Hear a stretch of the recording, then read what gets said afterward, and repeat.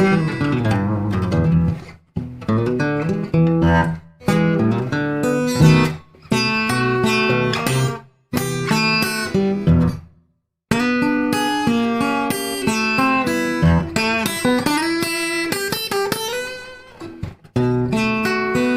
I'm a wheel-born baby. Always burn down the road.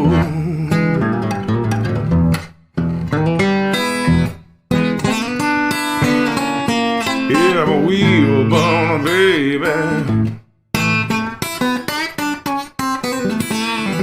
Always burning down the road.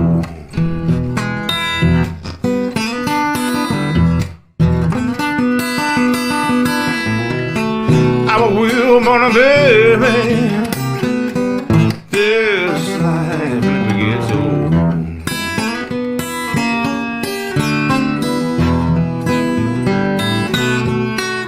Come on, wheel burners,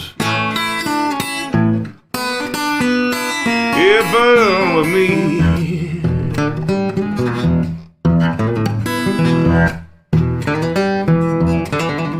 Come on, wheel burners, yeah, burn with me.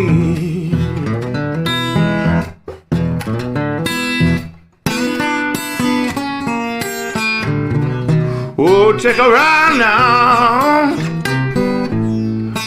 on Wheelburner Express.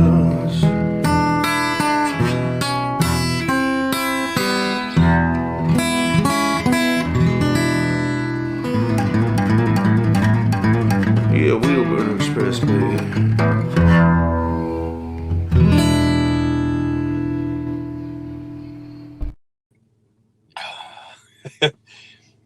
Okay, you guys don't know this, but this is part 2. I had actually hit the live. We got to go live button, but you got to hit it twice, and I hit it the first time, and I wasn't paying attention. I thought, so I've already spoken to you guys without you knowing it for, I don't know, probably 2 or 3 minutes. Dar ended up having to phone me and just say, "Hey, asshole, you're not talking to anybody. You're just talking to yourself." And it's like, well, okay, let's do it again. So we actually had to go. Go live again, and here we are. I just cleaned these. I can't get them clean. I used Windex. You're not supposed to use Windex, but these are like the cheap $12 drugstore ones, right? So I used that, and that's better. But now they got that glare. I apologize. Like the glare on there, it's a son of a bitch. There's nothing I can do about it. Sorry. Oh, I'm sitting here right now. I've got, you can't see it, but like I've got like a full belly.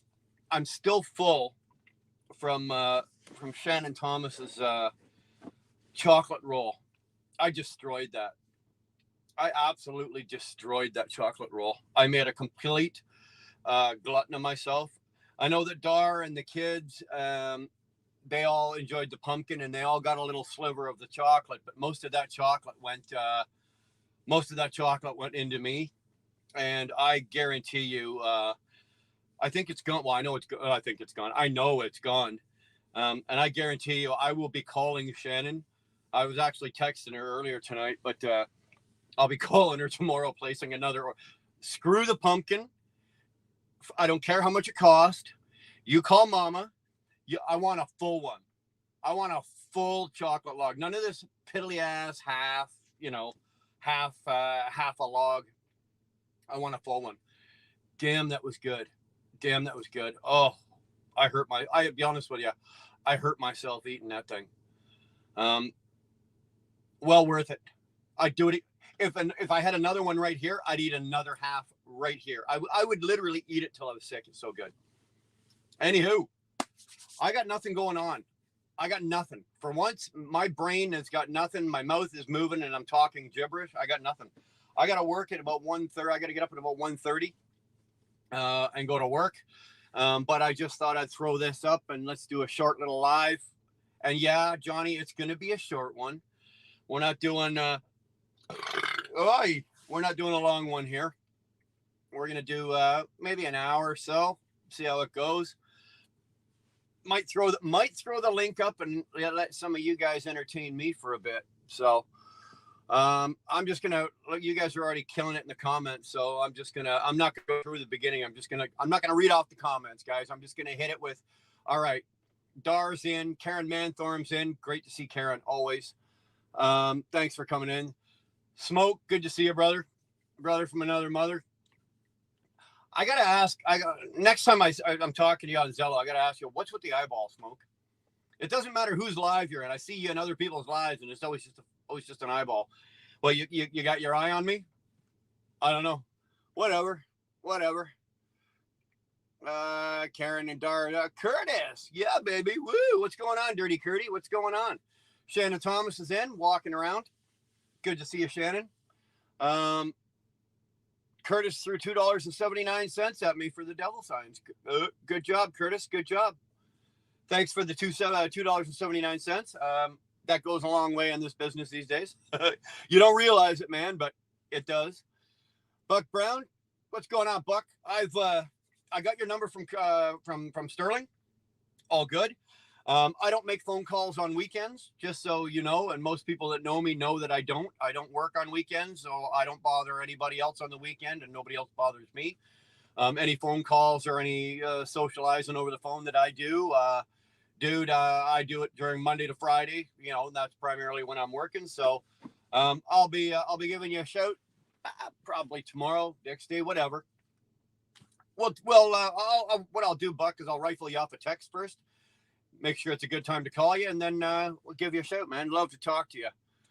Grind and Pray, KB. Hello, Wheel Burner. Chat. Evening, folks. Good to see you, man. I seen you in, where did we get introduced? We got introduced in Shannon's on Shannon's channel.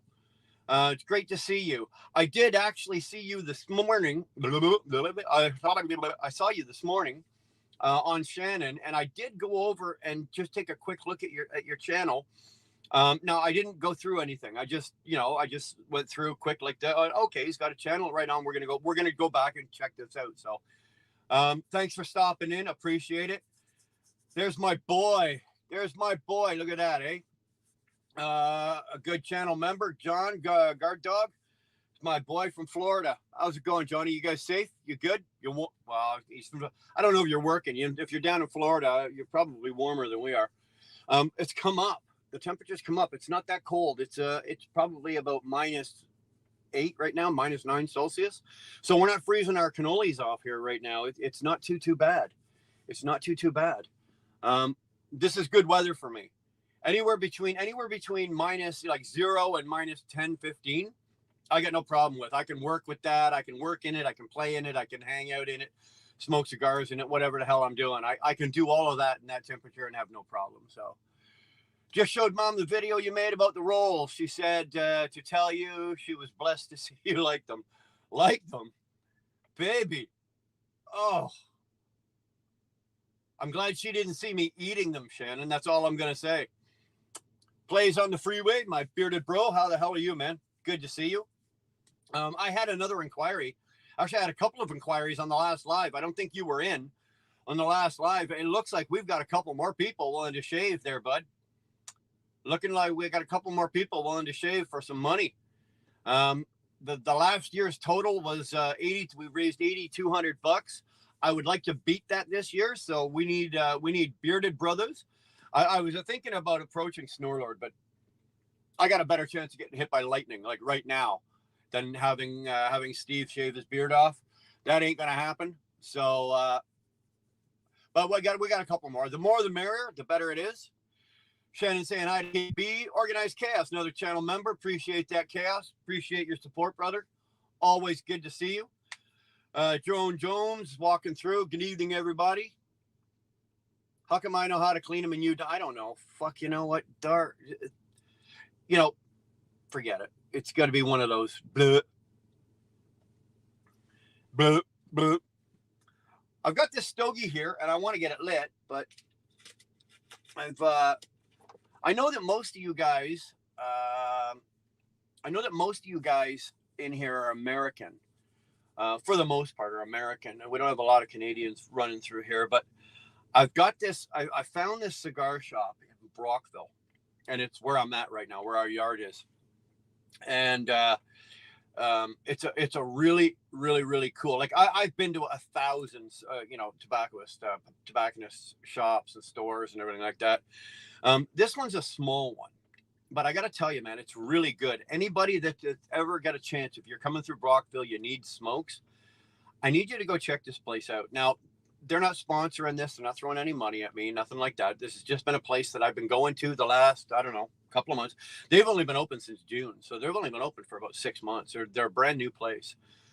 Really small. You walk in the front door, you know, off to the right, you got, you know, the counter, and then you got all the accessories, the humidors, the cutters, all the stuff that goes with it. Then they got a great big glass swinging door. You walk in there, and the smell it's like an orgasm for your nose if you like cigars. Damn, I walked in there, and they've got, I hate to say it, but they've got me hooked.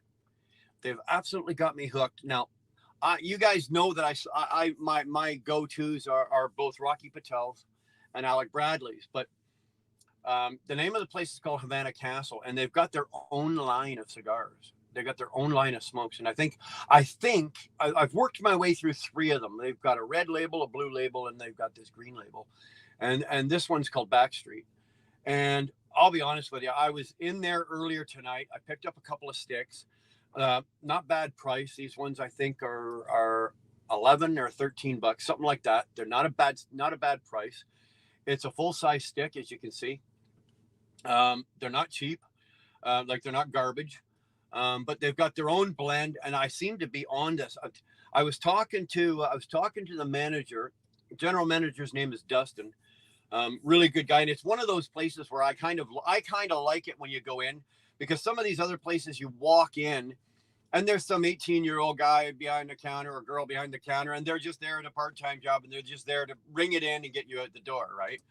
But every time I go in there, I talk briefly with Dustin, and we shoot the shit. We talk cigars, and he knows his stuff. He's getting to know what I like, right? So we're kind of building a relationship, and it's kind of like that. And I like that. I like that. I like walking in, and you know, he's doing, hey, how you doing? He knows who I am. Yeah, I don't think he knows my name, but he knows my name. He knows who I am. And I'll go in, he'll come in, we'll talk, I'll grab my sticks, we'll talk some more. You can cut them right there at the counter. I cut this one right at the counter, and out the door you go.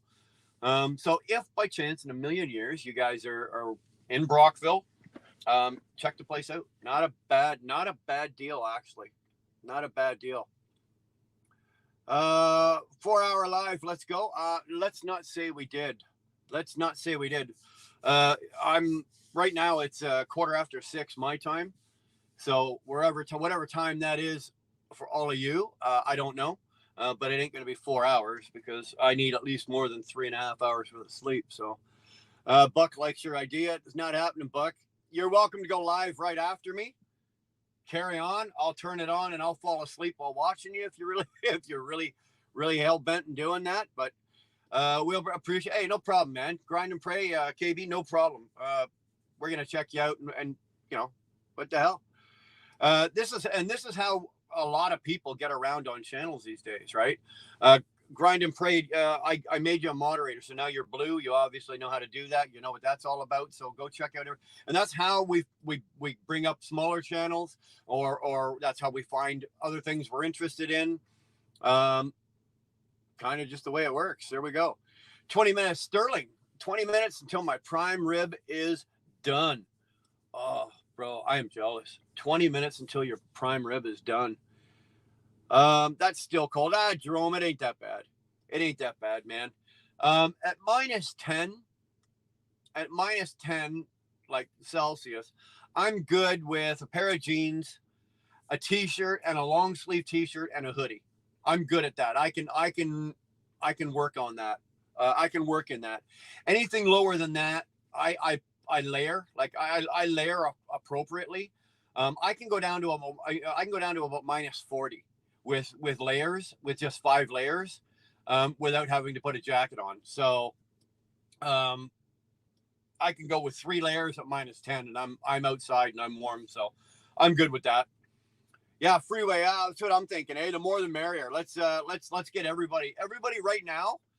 Everybody that can grow a beard, ladies included. If you can grow it, grow it. We're gonna raise some bucks this year, and we're gonna do on the Sterling's in on it, Freeway's in on it. I'm gonna do it. I think Donnie. I think Trucking with Liberty or WCF Invader. I think he's in on it. Who else? Who else gave me the okay? There was somebody else. I had one more, and we're not done. We are going to do this. Not so fun fact. I was struck by lightning June 6th, 1996. No shit. Damn, man. That's one thing. I've never been hit by lightning. I've never come close to being hit by lightning. I've been in sort of like we were at a campsite, and I was in an enclosed area, like, you know, when those wooden enclosed areas they put over the picnic tables, right? So I was underneath one of those in a bad storm, and lightning hit, but it was nowhere near me. It was probably about, I don't know, 300, 400 yards away, and it hit a tree right beside a set of power lines. But that's as close as I've ever been to lightning. Never mind getting hit. You must be crazy. I've never. Although being hit by lightning, Buck, that might explain a few things. I'm just kidding. Just kidding, brother. Not really. Quinn Taylor saying, count me in. I'll shave my beard. All right, Quinn, we're going to hold you to it. I'm going to go back and make a list. Actually, Dar, I know Dar's watching this, make a list of all these people, because I will call on you. I will call on you. There is no bullshit here. If you're telling me you're going to shave, I'm coming, and we're going to shave it. I'm going to be calling you. American and proud of it. You got it. I was married June 6th. My first wife, I think I was June 8th, 93. No, it wasn't 93. I think it was before 90. You know what? It was so bad, man. I've got a mental block. I should have chose the lightning. Sterling, I hear you. I gladly take the lightning over that. Actually, I'll be honest, 100% honest with you. I got 2 kids out of that deal. So no, if I had taken the lightning, I wouldn't have got the kids, and I'm kind of fond of the kids. So, Doty's here. All right, guys, hold it down. Keep your shit together. All right, Dodalina's here. Dodalina's in the house. How you doing, Doty? Good to see you, baby. Good to see you. Hopefully you're warm, you're safe, everything's cool with you. Hopefully. Where are you today there? Jesus, Shannon, would you get hit by lightning? You get hit by lightning? Brian Tampa, evening, everybody. What's going on, Brian? How the hell are you? Good to see you. Do you have a travel humidor? I do. I have one right here. It's nothing fancy, but it is built for cigars. As you can see, this one has been beat pretty hard, but it is. I have cigars to go in it, but it is something like this, right? It's lined, it's dry, and then you put the packs. These are the humidity packs, right? With this one here, I have to use 3 of these, unfortunately. And you put the humidity packs in it, and it will keep your cigars. It'll keep them perfect. I've never had an issue. I've never pulled a bad cigar out of there. So, in real life, I'd love to have like if I had my way, I'd take the passenger seat out and put a great big stand-up one in there, you know, glass doors and all that shit. But that's a little unrealistic if you ask me. Guys, excuse me. Gas. Holy Christ. Big Dog Leather. Hey, Mr. Wheelburner. Big Dog Leather. Who the hell do you call him Mr.? Jesus. I think Mr. is my father, I think, isn't it? Mark Ely's walking through. How you doing, Mark? Seen you around today too. I think you were either in Snorlord or you were either in Shannon this morning. Good to see you, man. I love to drive in dangerous weather. It makes my balls tingle. Curtis, I happen to know for a fact it doesn't take much to make your balls tingle, dude. Doesn't take much to make your balls tingle at all. At all. Give me a second here.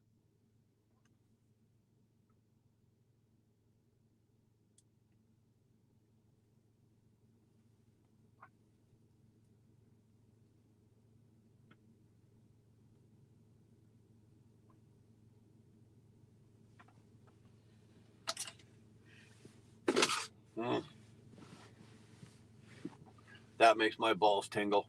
There you go. Everyone should have experience in dangerous weather. It just adds to your driving experience so you'll know how to deal with the situation. Well, yes and no, Curtis. I don't think everyone should just thrown into it. You know what? I think there's other ways to get bad weather driving experience. You know, you don't take somebody and just say, okay, it's -10, it's snowing, there's 8 feet of snow, there's snow plows, there's wrecks all over the place. There you go, get in the truck and go. No, so we don't do that. But you know what? You do it enough, you drive around enough, you hit enough of it. You know what? Eventually, it kind of like being in Canada, Curtis. Like we're used to it. Like this is what we. Shannon Thomas the same. She's a Northern Michigan girl. She gets pretty much the same weather that we get, right? So she's, how we won't talk about how old Shannon is, but she's got a few years driving in winter, whether it be in a car, and she's relatively new to trucking, but still, she knows what bad weather is. Dave Gosling, Scruffy, what's going on, Davey? Hold on, I got your text message, but we were eating when I saw it, and it was one of those. Okay, I looked at it, we were eating, and I went, okay, I got a reply, but we were eating. So, and then it was squirrel and I got distracted. So, okay. Sorry for your luck. That really sucks. Call you tomorrow. That work? All right. Shannon Thomas, Spectre, question mark. Spectre. You know what? Spectre was a big part of what we did with last year's fundraiser, because it was for the St. Christopher's Truck Drivers Relief Fund, and that was one of those charities that struck very close, and it was very struck close to home to Spectre. But he was all about to shave the beard, and then he turned around. Now I can't remember the amount. I think it was about $500.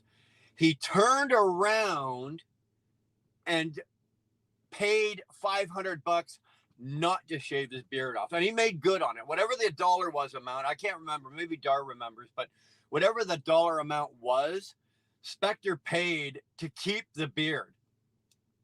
Like, that's dedication to your beard. When you're willing to donate money just to keep it. So like maybe 100 to 200 yards. Yeah, okay. Yeah, we all know how bad I am at math. Cool YouTube channel if you are into cigars is SoCal Cigars. It's my sister's. It's your sister's. It's your sister's place. Right on. Do they have a website or a YouTube channel? Throw it up. You could hear clicking and tingling 40 to 30 seconds before the strike. Dude, I don't want to be that close to lightning. Let me tell you something. I really don't want to be that close to lightning. I don't want to hear anything, anything that has to do with lightning. If I'm close enough that lightning's, I'll go inside. I don't need to be out in that. You were asking where I am today. Oh, I'm in Brockville. Sorry, Shannon. I'm at our yard in Brockville, Ontario. So Google Brockville, Ontario, and you can the ATS yard in Brockville, Ontario. That's where I'm sitting today. Plays in the freeway. I got a feeling that's the channel for the SoCal Cigars place. I'm guessing.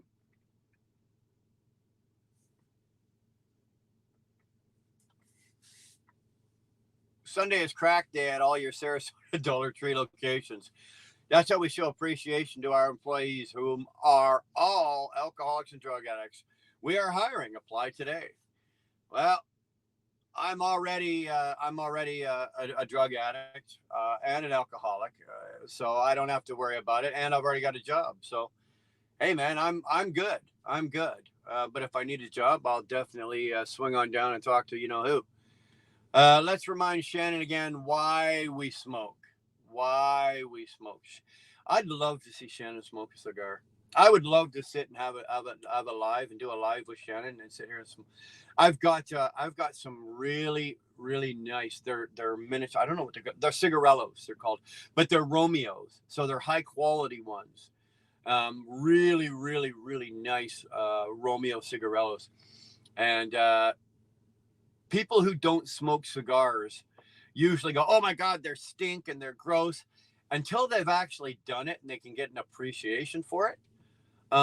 Cigars are really cool. I actually enjoy them. They're non-snow. They're non-snow. Does this exist? I don't know. I don't know. We're up to our ass and eyeballs in snow here, dude. That works? All right. I'll call you tomorrow, Dave. I think it was 2000. Dustin R. Hey, Brian, it's Dustin from Havana Castles. How's that stick to? Well, Dustin, look at this, brother. She's lit. And I'm milking it, though, because I am honestly, I'm a pig. I'm a total pig. I like a normal stick this size. I burn through one of these like on a social day, like when I'm driving or when I'm at home or with the boys or whatever. This is a 30-minute cigar. I will burn through this in 30 minutes. So I'm actually milking this. I'm not killing it. I'm probably going to have to relight it 2 or 3 times to get it going. I never have to, very rarely do I have to relight a cigar. So, but I am enjoying it. I love these, Dustin. I love this Backstreet, this blend you got here. You guys killed it with this one. I like it better than with the blue and the red bands. This is the one this is my go-to now. Oh. Oh, yeah.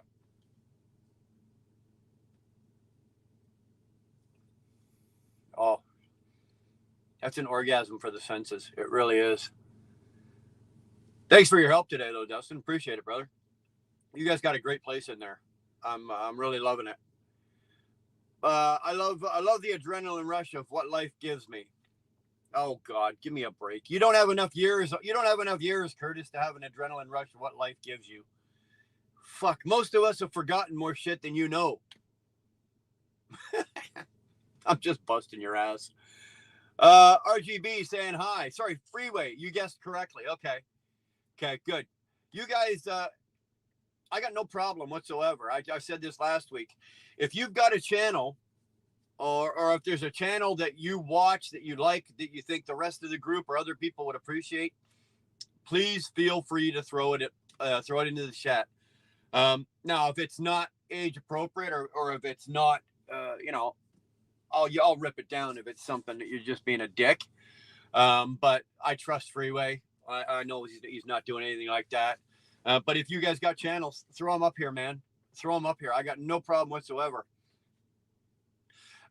Dustin, I did have an idea for you guys. Okay, I did have an idea. You guys, we were talking because you're not allowed to use social media because it's tobacco, but you are allowed to have a YouTube channel. Look into it. If you need some help setting it up, let me know. You are allowed to have a YouTube channel. There are a few people around that have YouTube channels that do the cigars, and they use their own stores. So check it out. That's all I'm going to say. Check it out. She might enjoy a Swisher Sweet to start with. Oh God, Buck, that's horrible. Nobody smokes Swishers. Remember, Swisher Sweets are absolutely disgusting.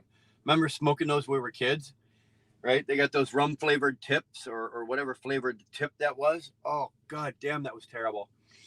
Back from the chickens. It's freezing out there. Well, good. Get your ass in the house. Get warm.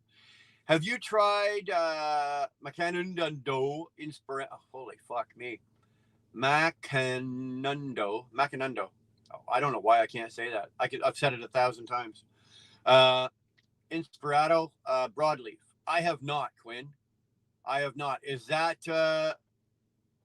something you're going to recommend? If it's something you're going to recommend, then you know what? We can put it on the list. If it's something you recommend, if it's something that Dustin carries over at the cigar at the Havana Castle, then we'll try it over there. But if not, I can always get it. No. Broadleaf. Okay. There we go. We will try it. You'll be okay, Dar. You're Canadian built. Oh, is she ever. She's Canadian built, all right.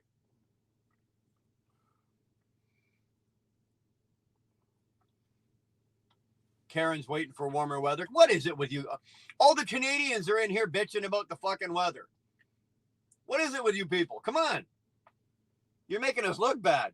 The Americans are down there going, oh, look at these freezing Canadians. Okay, so there's Freeways. Check out the cigar place. We've got Sterling Wheel. There you go. Check it. Well, everybody knows who Sterling is. Now, do not subscribe to Sterling. Do not like his channel. Don't actually, you know what? Don't even go over there and look at it. This is all per Sterling. Now, as per me, Brian, go check out Sterling. Go like his channel. Go watch his videos. He's got a cool little funky groove going over there. Sterling is off the reservation, if you know what the fuck I'm talking about, right?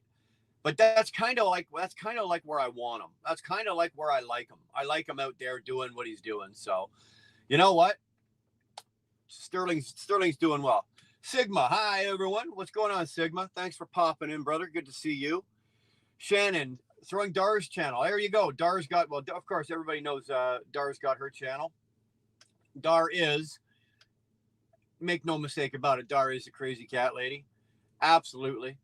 Absolutely. But we wouldn't love her any other way, right? So yeah, there's Dar's channel. I don't know how to do the link thing. That's okay. You know what, Hooligan? Most of the time I have to get Dar to do it. You guys are looking for the link. Is Hooligan? Is that your subtle way of saying you guys are looking for the link? If you're looking for the link, actually, I'm on the iPad, so it'll be a little hard for me to do it. Hold on a second. Dar, throw the link up there, would you? Or at least throw it into the chat. Now, gentlemen and ladies, let's not get absolutely batshit crazy. I'll throw the link up. You guys go, whoever wants to come in and chat can come in and chat. But I am not going 4 hours, okay? We're not doing that. We're not doing a 4 hour live. We're not doing a 4 hour live feed tonight. So, I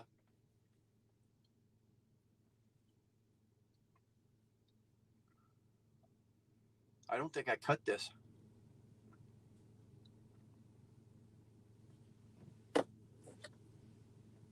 I'm having to pull a little too hard on this. I don't think I cut this one. Give it a second here. Let's make this one pretty. Let's make this one pretty.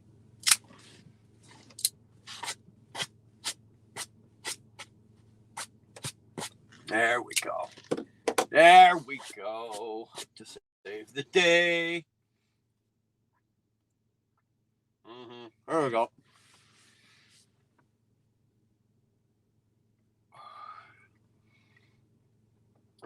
Supposed to be warmer. Yeah, well, actually, our temperature is supposed to go up, what, tomorrow? We're supposed to be up around the zero, around the freezing, just around freezing tomorrow, which is nothing. That's nice. Buck Brown, I'll call you later, Hooligan, and talk you through it. It's not complicated. Well, dude, while you're at it, Buck, fucking call me and talk me through it. I swear, that's why I got Dar. I got to keep Dar around just because I can't even put a bloody link up. I know there's a way to do it. I really do. Like, let's face it, like, we're not retards here. Well, some of us aren't. Some of us are, but some of us aren't. Here, let's do this.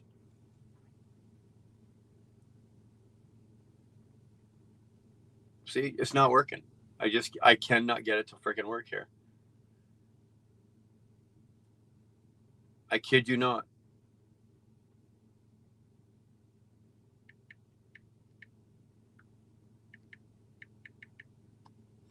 I'm killing it. It's technology. It's just absolutely not worth it to me.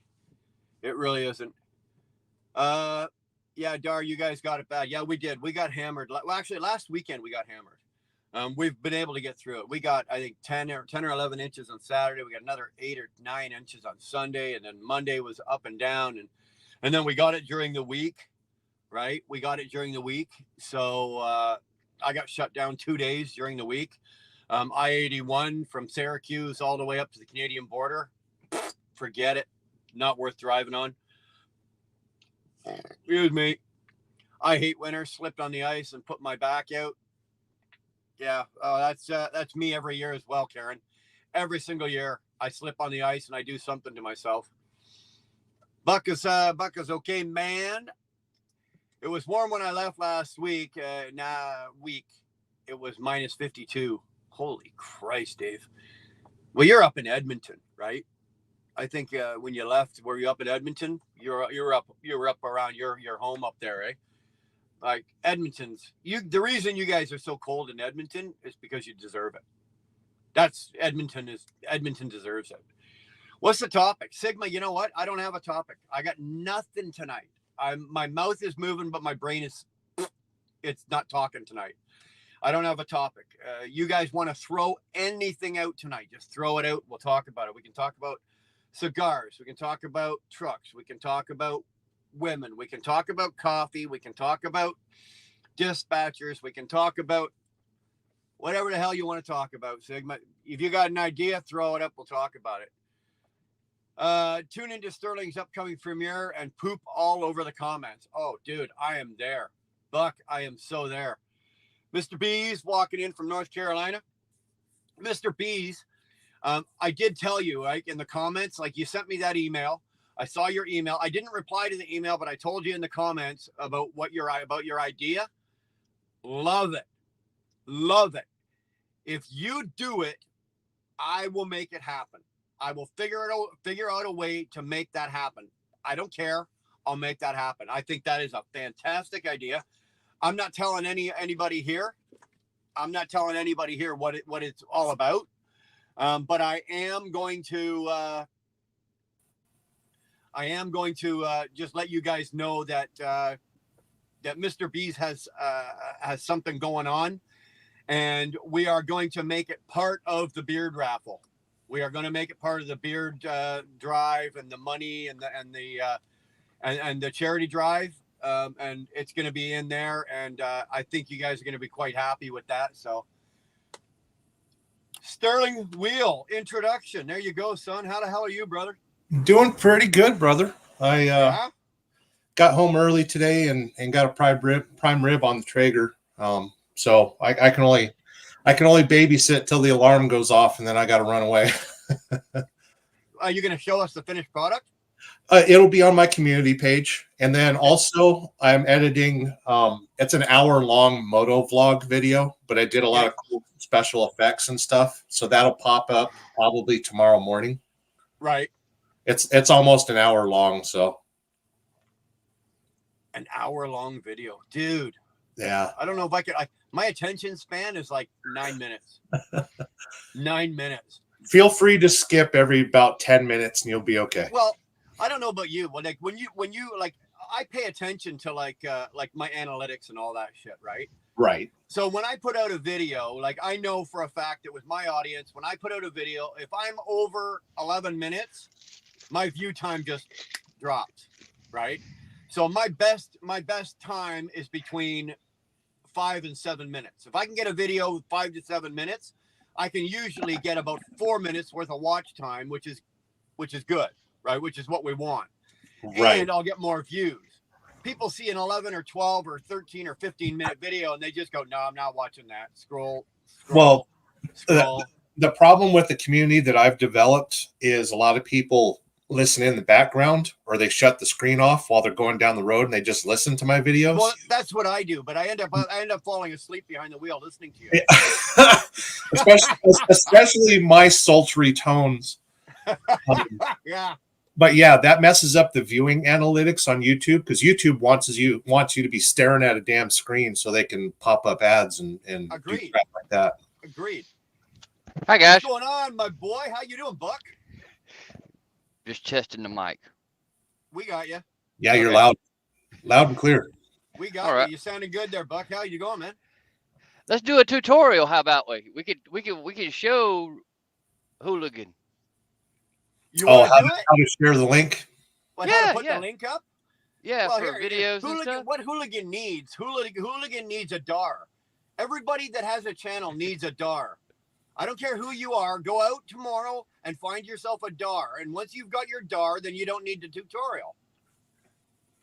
But fire away, Buck. Hey, pay attention, hooligan. You can click on. Oh yeah, here we go. Here we go. You got the video up like this. You see that, hooligan? I'm doing it. Guys, I'm doing it, and you can maximize Buck's screen there, Brian. If I'm doing it the way hooligan always shoots his, vertically, but when you touch on the video, the down arrow in the top left corner, minimize it, go through your list of your videos, and let's say you want to share the one we got now. In the top right corner, there's 3 little dots. Tap on it, and it gives you options. Share to save to watch later, save to playlist, download video, share. Click share. And if you're on an iPhone, like I am, copy link, come out of it, and then go to wherever you want to go and paste the link. That's the easiest way to do it. Yeah. Also, you can go to your main, the main screen for your channel. Son of a bitch! I just did it. Main screen for say my channel. Yeah, you can go to the main screen for your channel and then click on the about, like on the title underneath your name there, and it'll pull up the link that goes to your channel as well. Absolutely. Yep. That is awesome. I just learned. Thank you, Buck. Yeah. The old man here just learned something new. Look at that, eh? Right. Yeah, it's automatically in YouTube's. Everybody's got a active YouTube account. In their about section. In their about section will be their channel link. Damn. Real simple. Simple enough. Well, it's real simple for you. Well, no, I learned the hard way by just hitting buttons and seeing what the hell happened. Yeah, but my problem. But that's how you find your own channel, like Sterling said. But if you wanted to share anybody else's videos, like I just showed you how to share yours, you can do it with any video. There's guys that don't even have content that just repost other people's videos, and they're monetized and making money off other people's. They're making money off of whoever, and you just don't know it. Yeah, but you know what my problem is with that is I do that, right? So I'll be sitting here either on my phone or my iPad or even on the computer, and I'm hitting buttons just to see what'll happen. But then I'll screw it up, and I don't know how to unscrew it. Exit out and restart. Well, yeah, but yeah, that's one way to do it. I usually got to end up phoning DAR, or I got to call one of my kids, right? The kids these days, they come out of the womb knowing how to operate all this equipment, right? All this shit, all this technology. But I don't have a clue. I could probably be honest with you. I could probably put a little more effort into it if I really wanted to and learn. But why? Because it's cool. Oh, it's not. Well, if you don't learn by doing, you have to learn from somebody else that may have figured out a better way. I agree or with you. You may learn how to get into a rabbit hole you'll never get out of either. I agree. I agree with that as well. Look at that. Freeway's confused as hell. I hear you, Freeway. I hear you. Now, I just saw Buck do that, and as he was doing it, I was following along, and I did it on my phone, and I and I put the link up, and blah blah blah blah blah. Do you think if I went live again tomorrow, do you think I'm going to remember that? No. Not a chance in hell. Not a chance in hell. Earlier this morning, I was trying to find on my phone the tab for my YouTube link, and it's always in the same place on the screen, the widget. Yeah. I'm looking right at it. Can't even damn see the thing. Yeah. It's that muscle memory sometimes creates a blind spot. Yeah. Well, dude, I went into a panic because, you know, on your iPhone, you've got all your apps, right? And they're all over your screen. And I get them all where I want them. So I think I've only got like two and a half screens worth of apps. I don't have a lot on my phone, but at least on my main screen, I know where the apps are that I use the most, right? My mileage counter, all the shit that I use on a daily basis. I did something the other day, or I think it was Thursday or Friday, and something happened and a bunch of them got moved. And I panicked. I'm like, oh my God, I was ready to like freak out. It was nothing. It was absolutely nothing. But of course, I'm losing my mind thinking, oh, somebody screwed with my phone and somebody did this, or no. Yeah, Donnie, it's just going to be a short one. I've had it happen before where I've fallen asleep with my phone in my hand and I've accidentally deleted an app or something and wake up the next morning. I'm like, son of a bitch. Yeah. Oh, we got somebody else wanting to come in here. Who's this? We got eyeballs. Let's see the beard, brother. Let's see it. There we go. There he is. Oh, what's up, y'all? That is sexy. That is sexy, man. Now, my wife can't wait till June so I can shave it off. dude, now I got to ask you, is that what you've been growing since the last time we shaved? Yeah, I just let it go wild. You did, eh? So did I. Like I've trimmed it a couple times, but I've not taken anything off it. So, yeah. Damn, you're doing better. You're doing better than I am. And Sterling, you said you're in on this, eh? You're gonna grow. Yeah, I'm not going to go full beard though. I'm going to stick to my goatee. Yeah, that's fine. That's fine. What about you, Buck? You want to grow a goatee or a beard and shave it off for charity? He's got a little stubble going. Yep, he's hit puberty. This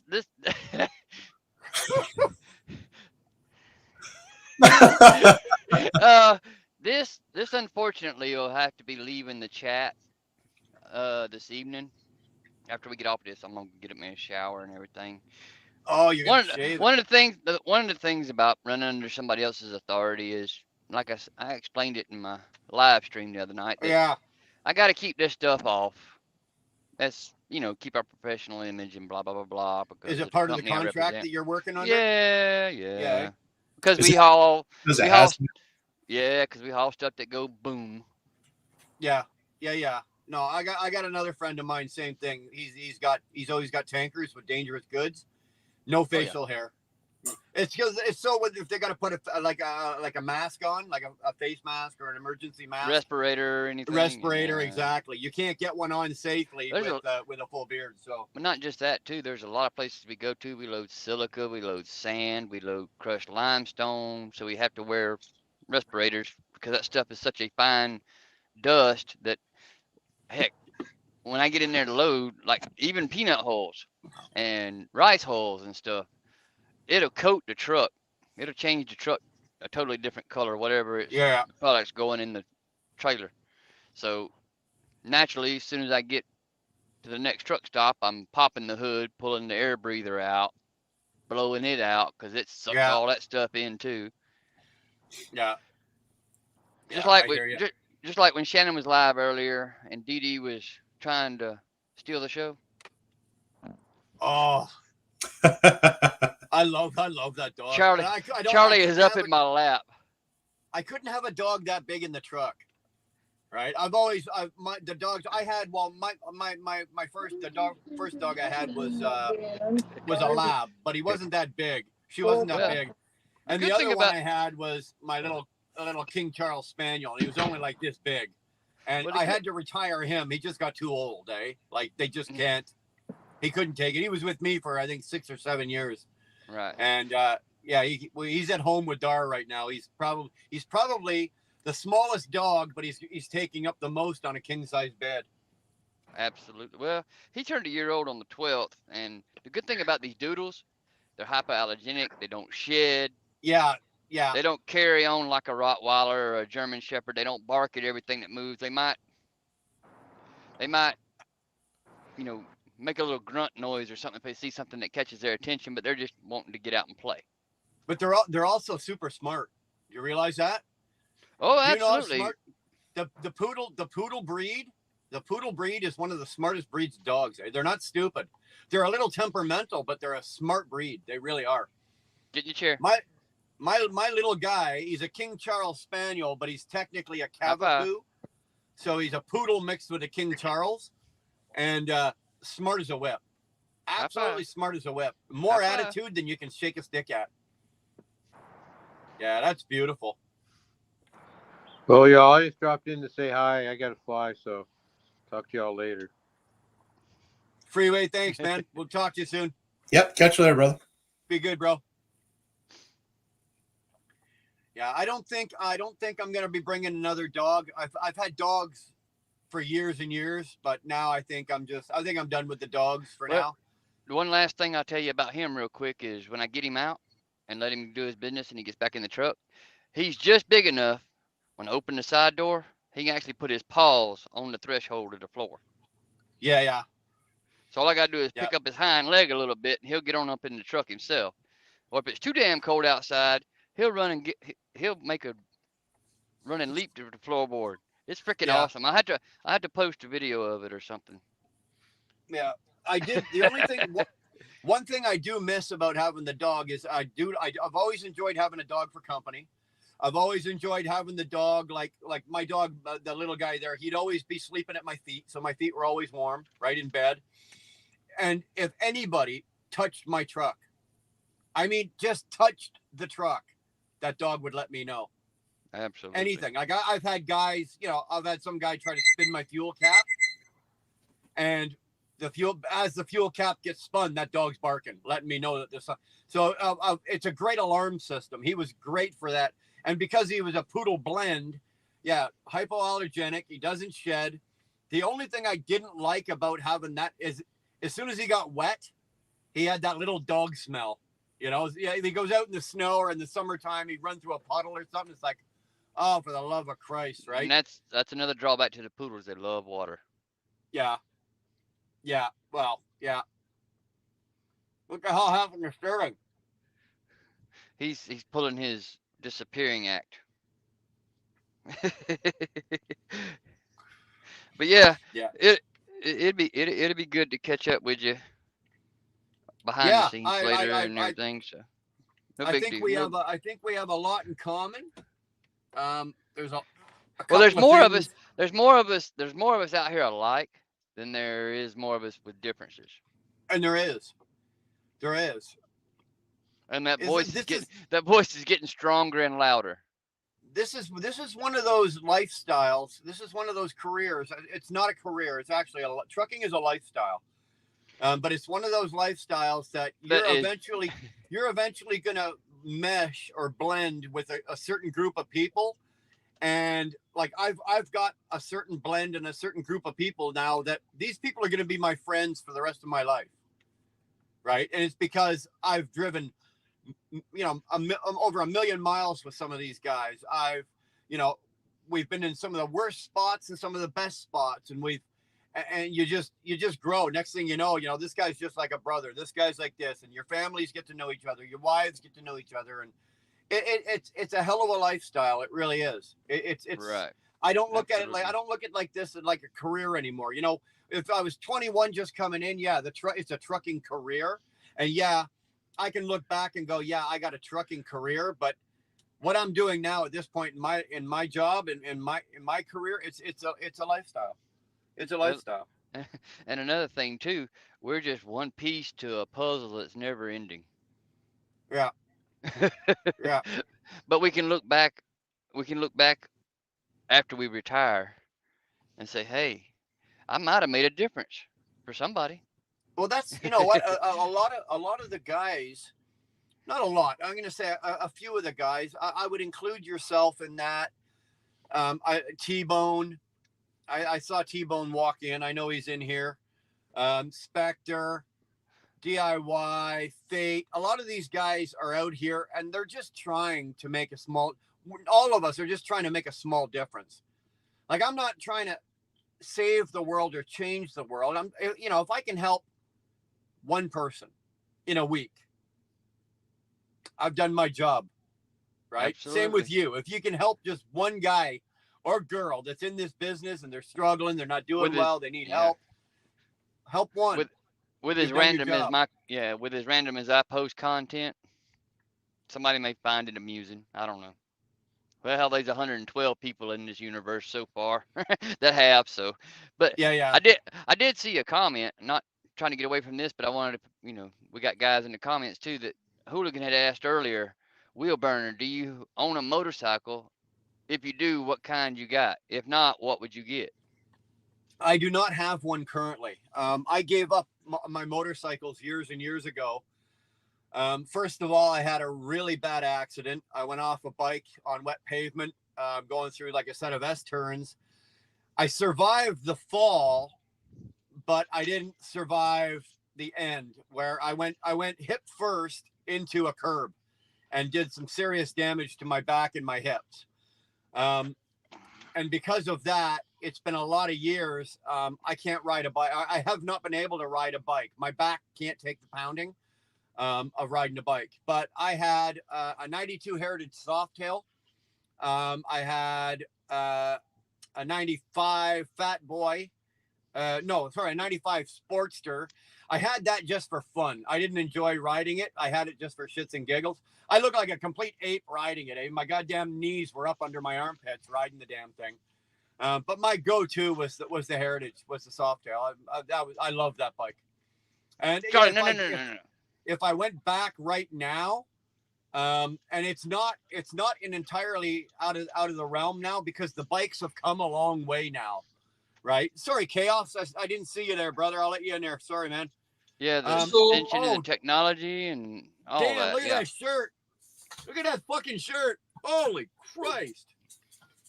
But with the technology that where we are today, on the newer bikes, for example, my brother had a 2016 Suzuki Boulevard. Loved it. Nice. Loved it. Was a great bike. Awesome cruiser. It was an 1800. It was the M. Fantastic bike. Very forgiving. Wonderful to take. Like I could get on it here and go all the way to Sterling's place ride. Like it was a total cruiser. Great bike. Very, like when I say forgiving, I mean it's one of those bikes that when you take it into traffic and you're having to move around in traffic, if you move too hard or too fast, the bike actually looks at you and goes, "Are you sure you want to do that?" You know, it gives you a moment. It's a really good bike, and I really do enjoy. So I would probably, I don't know if I'd want to get back onto a Harley. I don't think I would have no problem riding. I think the Suzuki's got the Boulevard. What's Yamaha got? The Virago. I think Yamaha's got the Virago. Now I've not ridden one, but I'm definitely the V-Star, the Royal Star. Is it? Yeah. I would definitely try it out. I would definitely try it out. I think my back and my body can now take the because the bikes are now, they'll absorb most of anything. You get on a 92 Softail. There's nothing fucking soft about it. Let me tell you. You got 2 inches of suspension travel on the rear shocks. Yeah. I mean, all you can do is adjust the dampeners, the coilovers. Right. Got a question for you, Brian. That's not going to do a whole lot. Not Chaos, where the hell did you get that shirt? Please tell me you pulled that one out of the Sally Ann bin.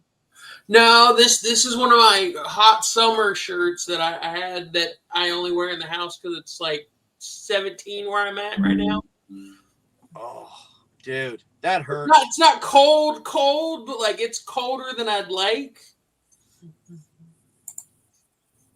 But yeah, I had a Cascadia question for you. All right, fire away. What do you do to help keep your batteries from dying? Other than, my truck doesn't have an APU or anything, but this last week I've been off work, so I've been having to idle my truck at home where I'm at to keep the batteries alive because Wednesday I had to call Roadside to come out and jump me off, and that's where I was -6. Right. Okay. Well, here I'll give you an example. Okay, I parked my truck at home on Friday. Right. I got home mid-afternoon Friday, emptied the truck and everything out, took all my laundry and everything in, made sure everything was packed up tight. Windows were good. Everything was good. And I kill the batteries. I kill the battery switch. Right. My truck doesn't have one of those, but that was my thought. But my main thing is well, also see if it's got shore power. Just plug that in.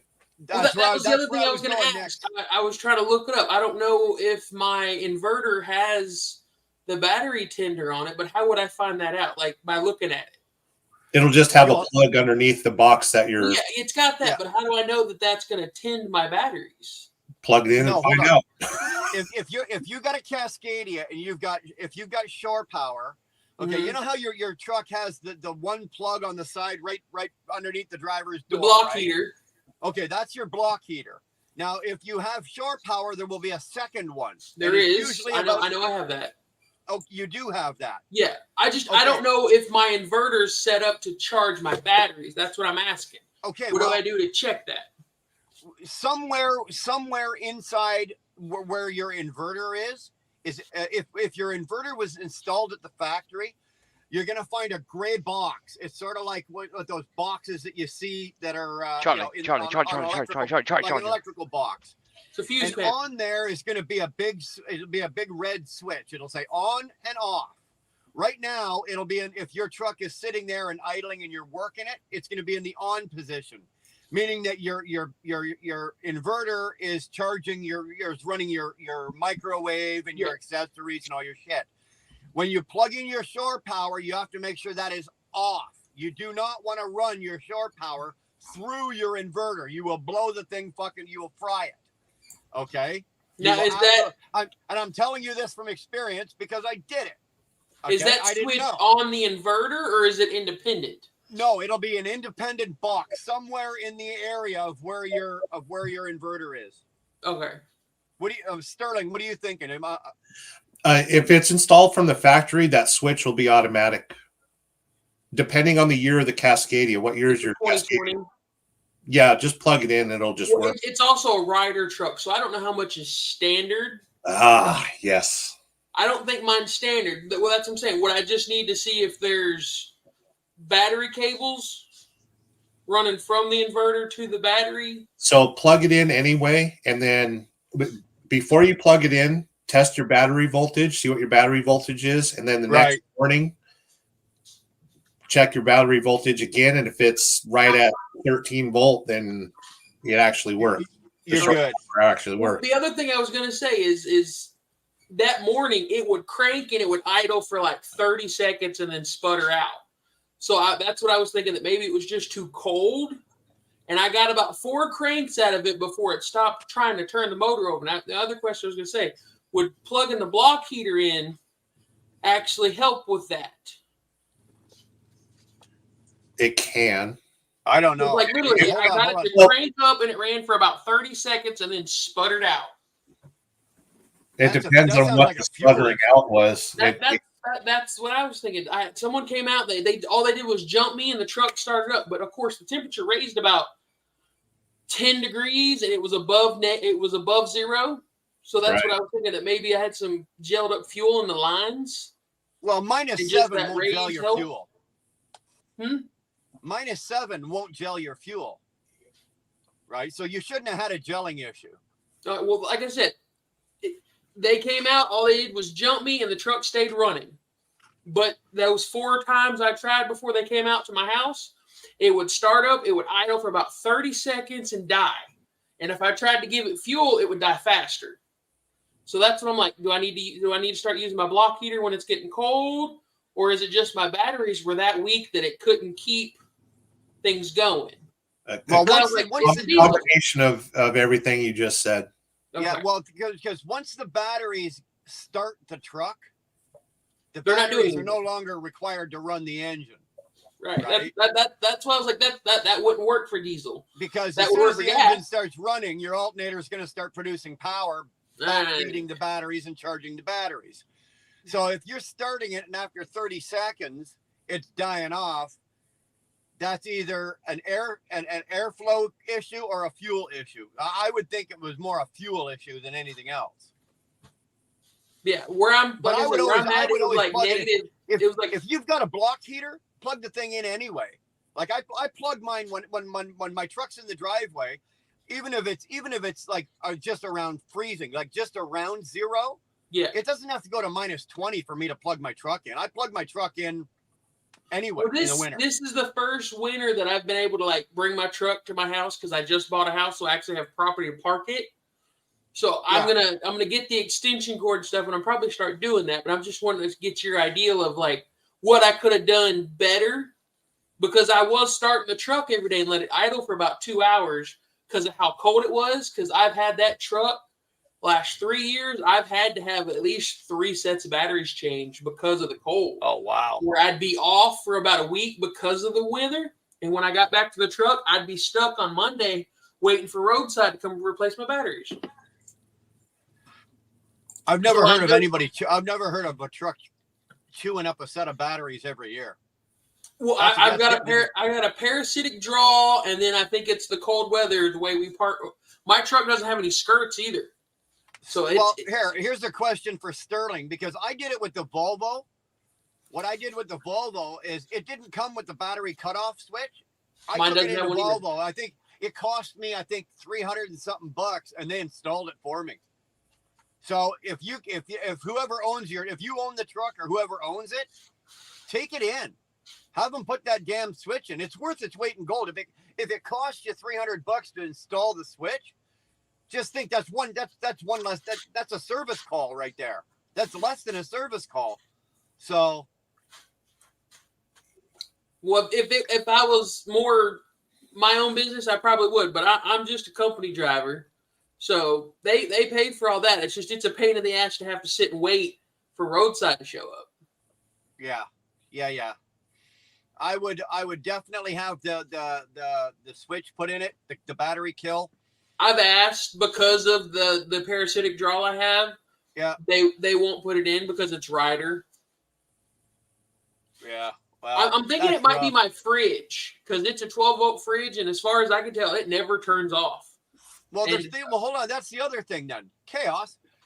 I've got a fridge down here as well, but there's a dial. When I open the fridge door, right here, right when I open the door, right at the top here, about right next to the light. Yep. Is a red, right beside the light. Thank you. Yeah. Is a red dial or a white dial. And I can turn that fridge, even with the truck in it, I can turn that fridge off. Yeah. Well, I never thought that might turn it off. I'll try that. Well, I usually leave mine about halfway so that it kind of ices up. Turn it counterclockwise until it stops. And you'll then feel a keep click. Turning it, and you'll feel a click. Yeah. And if you feel the click, your fridge is turned off. Okay, I didn't know that. Yeah. Because I turn, like I said, I turn everything off. I use the battery kill switch. I know about the switch because I've had to adjust it because I've iced over my little refrigerator or my freezer compartment. Yeah. And that's when I would turn it down to let it thaw. If all you're doing is letting the truck sit from Friday until Sunday, you should be able to turn your fridge off and the truck should be fine. Even if you don't have a battery kill switch. Well, and it gives you a chance to air out your fridge too. Yeah. Yeah, exactly. Which I do that every once in a while because, like I said, I usually leave it high and it ices up. And I'm like, darn it, I left it on too long because I forget about what dial I've got it on half the time. But yeah, I was just trying to figure out if there was something else I might do to just kind of keep me from getting in that issue again. Because where I live, I'm kind of out in the boonies. Yeah. Welcome Back Cotter has a really good point as well. And I did this as well. Do not, when you're plugging your truck in, especially if you're dealing with like minus temperatures, like serious do not buy a cheap extension cord. Yeah, I was looking at them. Don't go to Dollar Tree and get a cheap like $10 extension cord. Oh no, go get yourself a good quality, heavy duty, heavy gauge extension cord. Okay, the contractor's cord. I was looking at them after that whole. I had to have somebody come out and help me get the truck started on Wednesday, and I started pricing them because I'm like, I really probably should figure out if one of those is either a battery tender plug or if it's just a block heater. And then I went out and checked it. It's just a block heater because I've heard of trucks having the battery tender built into them. Like I wasn't sure if that's what the shore power do, whatever. And I was pricing them. I'm like, good Lord, that's going to be an expensive cord, but it'll keep me from having to wait a whole day and lose money because it's almost like $100 for a 50-foot cord. So what? Spend $100. I wasn't expecting that. That's all it was. I was like, damn. Just go to a pawn shop and pick one up. No, there's that. But yeah, don't I be- was don't be looking at cheap. the pawn shop I think there, it's $89.99. 12 gauge, the big heavy duty 12 gauge that'll run air compressors. Mm-hmm. Those are about the heaviest ones that you could look at Walmart. I was just trying to get a price ideal. I figured I'd either grab the heaviest one Walmart carried, or I'd go up to Lowe's or Home Depot and see if I couldn't find a better one. Yeah. But you know what? It's one of those areas that it's, again, spend the money now, or you're going to be spending 5 times as much later. That's a lesson over all the years that I've been trucking. Many a time I've gone, oh, no, I'm not spending $100. I'm going to spend $29.95. Next thing you know, I'm spending $400 on the side of the road, or I'm spending, no. What were those words of wisdom? Now I just, whatever I need, whatever this truck needs to do that kind of thing, just pay it. It will save you. Trust me. The words of wisdom from our elders, an ounce of permission. You got it. You got it. I 100% agree. Yeah, I'm wishing I would have thought of this earlier, but like also where I live in Tennessee, it gets this cold like once a year, and it was this week. I didn't have thought about having it. It gets cold once a year, so you buy the cheap cord and you use it once a year, and now you're $400 into a service call. Don't be a cheap fuck. Just go buy. I'm not being a cheap fuck. I'm just saying I didn't think to have it. Oh, okay. Because of the fact it only gets this cold once a year, but this was the first time I've had to been able to bring my truck to where I live so that I can just load it and go, opposed to driving 30 minutes to the company yard and loading up there. And then if something happens, there's a truck stop 5 minutes down the road that they can call someone over. Yeah, well, I keep my cords in my garage, so I park the truck in the driveway. Yeah, and I got 100 feet. Right, so my cord easily reaches out to my truck. Probably, I only need about 30 feet of it. Right, I need about 100-foot cord because I'm just at probably 75 feet from the closest outlet. Well, I back my truck right up to the garage door, right? So and the plug is right inside the door. So I need not even 30 feet, maybe 20, 25 feet is all I need to get that thing plugged in. So. Yeah, just like I said, I figured I'd pick your brain about see if there was a sure way to know if that shore power would charge. Which I don't think I have that knob, but I was just going to make sure that if I did try it, if I had to worry about anything by leaving it alone. Yeah. Now, Sterling, if he's got shore power and he plugs in. And if he's got a 2020, he doesn't need that box, right? It should automatically switch over. Yep. Does he have to make sure the inverter is off to do that? No, it'll automatically switch. Yeah, the inverter's still gonna run the wire because everything's ran from it to my plugs. It's just if the way I know this should work, it bypasses the power inverter and just clicks it straight over to the direct power to the plug. Correct. With my Volvo, I had to throw the box, the switch in the box, because all the power would run through the inverter. The shore power would run through the inverter and then to the outlets, and I'd fry the inverter. But if I turn the box or I turn the red switch off, it would bypass the inverter and go directly to the outlets. I keep telling myself that if I'm going to be off for more than a week, I need to go unplug the negative terminal on the battery to at least try to keep it from draining. That's another option you've got. If you're going to be off for a week, instead of having a battery kill switch, just pull the fucking negative, pull the negative off. I forgot to do it, but with as cold as it was, I figured I'd be better off just idling the truck for a couple hours every day just to make sure. Yeah, well, we can tell you're not paying for the fuel. That's for sure. I wouldn't dare do that. I was just trying to make sure I could get out of here. Dude, if you catch me idling my truck, it's because I'm dead in the back. I haven't been able to get up and turn the truck off. I do not idle this truck. Well, it's not like I'm idling it all week. It's just I've turned it on for an hour or two, just let it get up to operating temperature, and then I turn it off just to make sure the batteries will let me start the next day. Because our temperature's been doing this, but it lasts. We've had 2 or 3 days where it dropped below zero. Right. And I just that I was like, shit. It's like Sterling was saying, I think in your live stream last night. We'd rather deal with anything mechanical, but when it comes to electrical, you need a. It freaks everybody out. It becomes a science. Yeah, absolutely. I'm happy you to need a dabble scientist. into it with my RCs and lipos and nickel batteries, but other than knowing that how I have to charge it with the charger that does all the science for me, that's about where my knowledge ends. Let me tell you right now, I would all day long, I would swap mechanical problems for electrical issues any day of the week. I've seen guys run up. I've seen guys do a repair on a mechanical issue, and you get a bill for $1,200 for parts and labor. And then I've seen some guy have an electrical issue and get a $5,000 bill just to trace fucking all the electrical issues of the Ghost or whatever it is. And with these new trucks, like when I had the 97 W9, that was great. 60 series motor, you didn't have. If you had an electrical issue, it was easy to find. You could trace it and find it in probably a couple of hours. These things here that we're driving now, dude, I've said it 100 times. This ain't a truck. You bought a computer. They threw the truck in for free. Literally. Yeah, exactly. Right? They threw the truck in for nothing. You paid $200,000 for a fucking computer. They threw the truck in for free. Like back to electrical, the scary thing is if I had the right plug, this would start my Ranger. Yeah. This would start my car, my pickup truck, if it was dead, like the battery is completely dead. Yeah. This is a 2-cell, 500 milliamp battery. This would start my car if it was dead. I don't know how, but I know it would do it. Yeah. Have you thought about maybe you could go to Napa or Princess Auto or any of those other places? What about a trickle charger?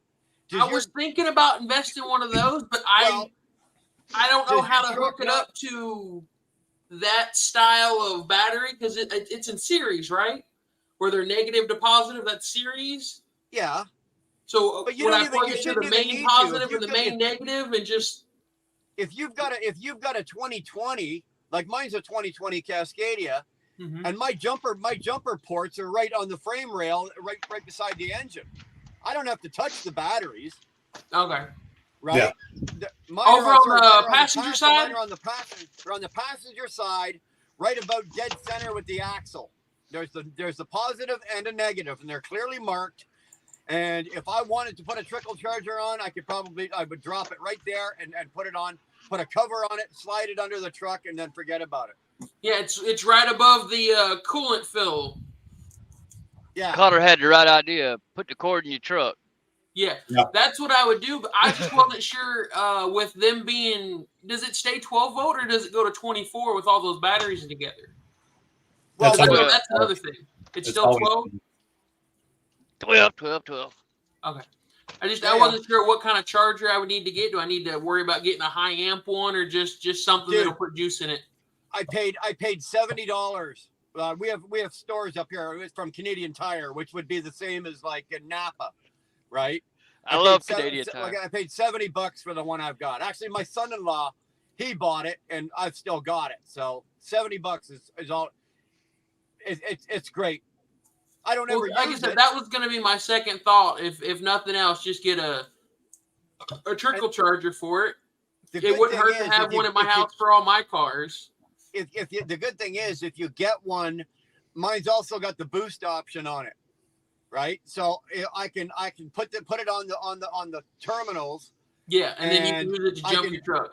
I can set it. Yeah, I can set it. I hit this button over here, and I do something over here, and then I can set it. And then if I hit the button, it'll throw a high charge at it. Yeah. Right, and it'll boost my truck. What's that, Sterling? Mr. Bees is out. The That's charge exactly location. where mine are. Yeah. Oh, they're on the frame. You're right there on the frame rail. Right behind your tow hooks. Okay, because I've seen that little, what looks like that up on the firewall under the hood of mine. Because it's a 2020. So I think they might have changed it. I don't remember. It could be in a couple different locations, but as long as it looks like that, just plug into that and you can jump start it or put it on a trickle charger. Yeah. Yeah. trickle charger I think your best option, if you want to save yourself headache over the long run and you're going to be continuing to bring your truck home, go get the trickle charger, Chaos. If anything, you can even put the trickle charger on the floor, right, of the on the passenger floor of your truck, right? Just run the cord out the door. You can close the door. You don't have to slam the door on the cord, but and just so you can keep the trickle charger out of the elements. But that's what I would do, man. Yeah. I just like I said, I was just trying to figure out if I needed to go for a higher amped one or just a basic car one, or do I need to look for one that's more for like a diesel pickup? Because I know there's different levels. You're not trying to jump start it. You're just trickle charging it. So yeah, you just anything need a standard. above. All right, 10 amps. Okay. Because I was really looking at just getting that and an extension cord. Because I could probably cheat a 50-foot cord with the trickle charger instead of having to drop like 150 for a 100-foot cord. Right. Yeah.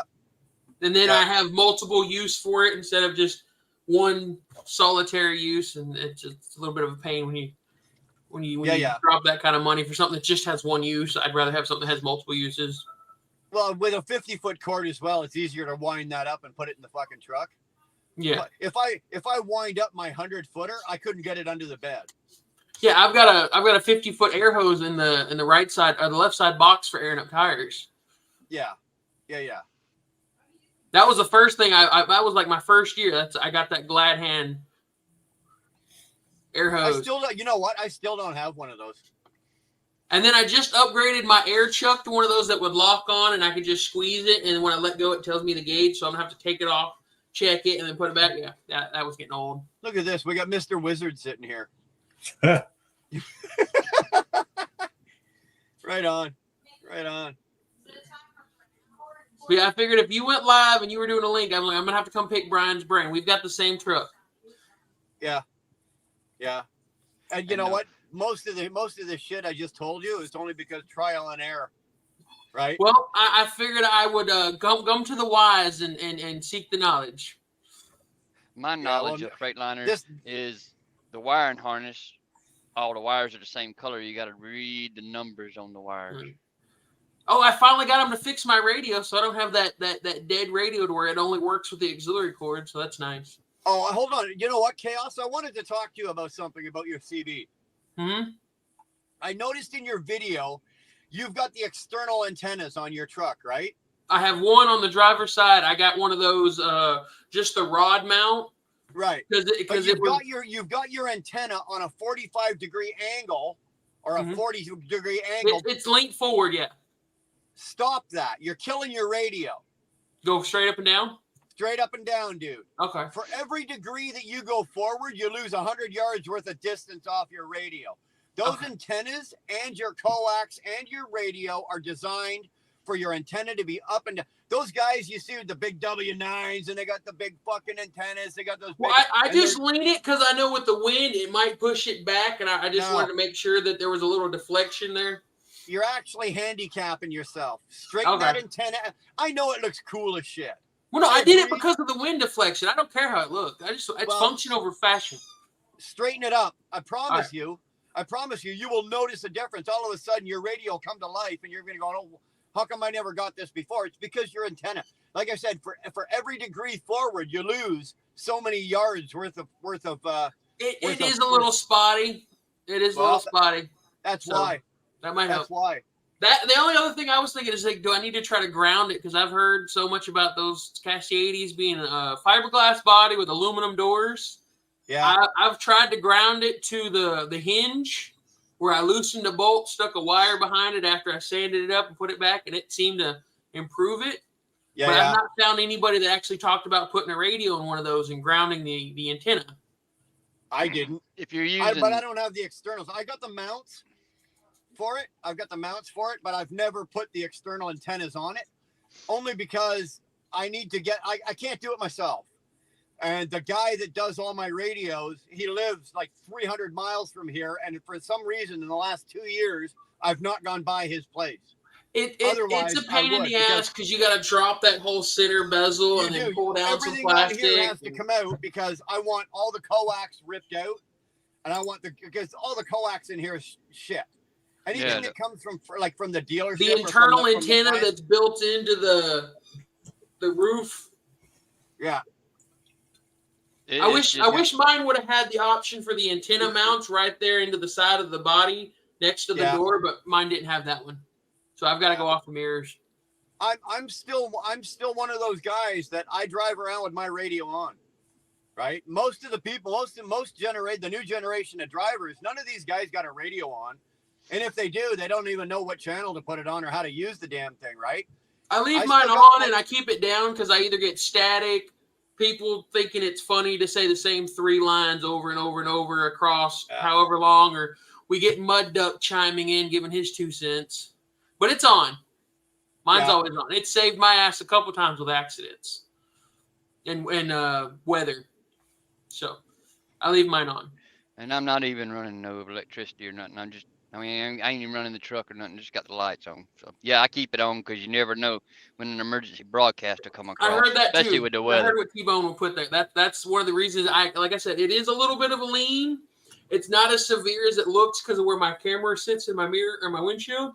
It's not like this. It's more of like this. So it's just so that when I open the door, it doesn't smack that sun visor that they have. Yeah.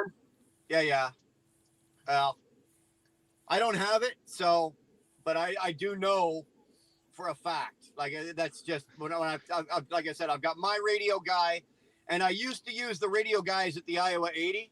Those guys used to be back in the day. Those guys used to be really good. I haven't been in there in a few years, so I can't tell you how good they are now. But I've had them do a lot of. They did the Volvo. The guys at the Iowa 80 did the Volvo. They did the other Cascadia. I had a driver in that one. And my guy did the Peterbilt. He did the Kenworth, and I want him to do this one. But and everybody's told me the same thing. You just do not lean those antennas. They're not designed for that. But although T-Bone has a point, and I know that Peterbilt had a problem with them because Peterbilt had the antennas, and they were on the top of the bunks on the sides. And you couldn't get out 5 feet with those things because they'd interfere. The bunk would interfere with the radio reception. So he says that the Cascadias are the same problem with the things with the antennas here. I don't know. I've heard a longer fiberglass is a little better sometimes too, because I used to touch base with an old timer all the time when I was running back and forth to Kentucky or San Antonio. Wow. Anyhow, I would always catch him from Memphis to Dallas. Either way, like I'd meet up with him like every other week. We'd sit there and run our mouth for probably about 2 hours, and he had like a 7-foot fiberglass, and he's like, "Get a big old tall boy, and you get out there." He's like, "Nothing's turned up, no pills, maybe just a little fine tuning with the SWR, whatever." But other than that, it was just like a 7-foot red fiberglass. Yeah. And I was like, good look. And that's how I always knew it was him, because I'd see him, and it was this bright red fiberglass antenna that looked like someone was trying to go jousting. Yeah. My stepdad used to be a Teamster driver for Roadway Express, and in his spare time, he would work on CBs and antennas and stuff. And his rule of thumb back in the 70s and 80s, before the airwaves got jammed with all these signals we get now, his rule of thumb was for every 12 inches of antenna, you needed 10 foot of coax. So like a 36-inch antenna would need a 30-foot coax. Okay, that makes sense too. I've got an 18-foot. It's not coiled up, but it's kind of wrapped and stuffed up in the overhead. But it's not tightly coiled, but it's had to double back at least one port of it. But yeah, everybody I talked to when I hooked mine up was like, you want an 18-foot coax, 14-foot fiberglass, we'll do everything you need. Run it as long as, run it wherever you got it. Run it as long as you can. Don't leave it rolled up. Yeah, that's what I said. It comes out of the center, it goes over, and then I think I doubled back one time, and then it goes down my window pillar out the door. So it's not like a coiled up extension cord. It's loosely long, doubled up one time. Yeah. I stopped doing like back in the day. I've got at home. I've got like it's not old. It's probably about 10 or 11 years old. I've got an old Galaxy. We ain't doing ham there, Sterling. I got No, an old Galaxy that I had tuned up. We can do 10 meter. Come on now. You got to have license for 10 meter, don't you? Yeah, when you get caught. Yeah, it's if you get exactly. Thank you, Buck. Well, that fine for The getting trick caught is- last time I checked was 10 grand, so See, I'm good. The trick to this outlaw shit is not to get caught. Yeah.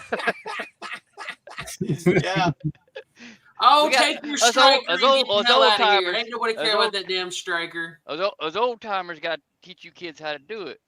Yeah. Oh, as much as I hear Mud Duck talk about that damn striker, I don't want to see a damn striker. Well, you know what? The Galaxies are still relatively well priced. You can get one of those. You can get them tuned. But the problem I've got with the Galaxy, I've got it at home, but I can't put it in here because the mic port plugs into the side, right? And where the radio goes right up here, I can't put the port. I can't plug the mic in, right? So right now in here, all I've got is a Galaxy 29. I've seen where Cobra somebody, 29. I've seen where people have made or they bought the mount that'll put it right there in that little cubby on the dash. It'll put it all the way to the back, and the back of the radio will sit on the actual curve of the dash. Yeah. So that'll save your little cubby hole. But I've seen multiple people with it there. I don't know exactly how they mounted it, other if they didn't just drill holes through that little dip. Yeah. Or what? But it looks like it's purpose built. I'm with Brian on that. I got my granddad's old Grant XL at home. Yeah. The old big radio that you can't kill. Well, I had, it's the same. the last truck I had, I actually had to put a 9-degree elbow on the end of the mic cord for it to fit in that truck. That would be the other option there for you, Brian. Get one of those 90-degree elbows. No, maybe not. I mean, I had to leave it at home because I had this Pete I've got, that cubby hole there. I had to get this Road King's the same size as the Cobra 29, and they designed to fit in these newer trucks because they're newer radios. Yeah. Well, welcome back. Connor's going, get the drill out. That'll solve the problem. But I don't want to drill holes. Yeah, if you go drill happy, you're gonna hit the radio. You're gonna hit some wiring for the 12-volt plug. You're gonna hit some of the instrument cluster dash gauges and stuff. Yeah. Trust me, I've pulled that side panel off, and I've been doing some digging to figure out how hard it would be. And there's not a lot of space between the bottom of that little cubby and the top of that radio. Yeah. Well, nowadays though, I don't need to be getting out 5 miles, 10 miles. You know, the radio I've got now, when the Cobras come out of the box, I think they come out at 7 watts is what they come out at, 5 to 7 or something like that. This one's at 45. It's been jacked to 45. And you know what? I don't need it for anything else anymore. That's what I got, the 880. What? That's what I have. I don't need it for anything else. The only thing I really use my radio, because nobody talks on the radio anymore. The only thing I use it for now is usually when you're grabbing the guardhouse when you're pulling into a shipper receiver. In the 3 years I've been driving, I have yet to go to a spot where they actually had somebody that was manning the radio. And a couple of them have said radio lot channel 5. Went to 5, nobody was there. Oh no, I get, as a flatbedder, you get that a lot. Like you're either talking to somebody in the lot, or you're talking to the yard dog, right? One of the shunt trucks bombing around. You need a radio to get hold of them. But other than that, like, I'm not unless say Sterling and I are both going to the same place and we're going to be driving together for 2 days, and like we're only a quarter mile apart, then we're talking. Like that's fine. I don't need a radio that's going to go out 5 miles, 10 miles. Yeah, that's why I've not bothered hunting down anybody that would tune a radio. Well, like I've got it on flat ground. I could get out on that Galaxy 8-9 miles on a good clear day, no problem. I've got an old 29 that's probably as old as I am, that I got from an old timer that I used to work with that used to do the occasional truck work, and I think the last job he did was cement trucks, and they had to have them, and it was about as old as I was, and it needs some love because I think those old 29s, those old ones that you're talking about, like the old ones, they're bulletproof, man. You can I take think that mine in. might You have could got probably- burned up from dust in it or something. I think it, Yeah, it, you it could take. stopped I'm working. telling you, Chaos. You could take that thing apart right now, take an air blower to it, clean it all out. The fucking thing would probably come right back to life. Well, my issue was when I started messing with the dimmer, it started Cobra messing was with the Cobra. power. Yeah, Before Uniden bought them. yeah. Yeah. And then I got a steal of a deal on a Uniden Bearcat 880, and that's what's in the truck now. I think I paid $60 for it on Facebook, and it's worked fine. Right. Speaking of Bearcats, I'm gonna change the subject for a second. Sterling, I've got number 189 at the house of a Bearcat. Oh yeah. Yeah. Of a certain Bearcat. The one that has the cylinder pin. It Right. fold out. Well, I like the Bearcat because you can go in there and it has that test feature where it'll tell you if your squelch and everything is in a pass or fail. So it kind of goes into a protection mode, I guess, to keep you from frying it. But from what I think I just threw Sterling out by mistake. Sorry, Sterling. From what I understand, though, with those Bearcats, you can't adjust them. Like you can't tune them. They come complete, and you can't tune them. I wouldn't doubt it because there's a little mini computer in there. It's not just fuses and crystals anymore. Yeah. Yeah, that's the problem with them. Like if I want a radio, I want to be able to have the option to tune it and play with it and that's why I kept a hold of that 29, even though it wasn't working right. Like I held on to it. Yeah. I used to hang on. Like you used to go into my garage, and I'd have a couple of 29s. I got the Galaxy sitting on the bench. I'd have. I never had a Striker. I would love to have a Striker. T-Bone's sitting there. You got that Striker 447. Hey Sterling, bring me a plate. I'm in. I would love to have a Striker. Take it easy, man. Thanks. Now Sterling. Thanks for popping in. The guy that gave me the 29 also gave me a couple of, I think it was 20 channel radios. Yeah. They were that 23. old. Like they only had 20 channels. 23. Yeah. Or yeah, 23. 23. And I saw those and I was like, damn, these things have got to be old. Yeah. I used to have an old Grant that was actually a 23. Yeah. Had the dial on it for the channels. My I grandfather. think there was 3 of them. They were all 23 channels. Dude, when we were kids, and I say kids, I mean like I think I was 10, 11, 12, that area there. My grandfather had an old Buick Skylark. This thing was a fucking land yacht, right?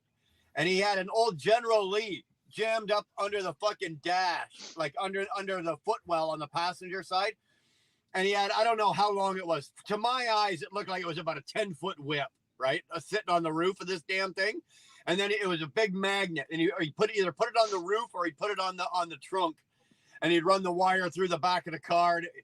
Coolest thing in the world, this General Lee. It was powerful. I don't know what it was putting out, but he used to he was a truck driver as well.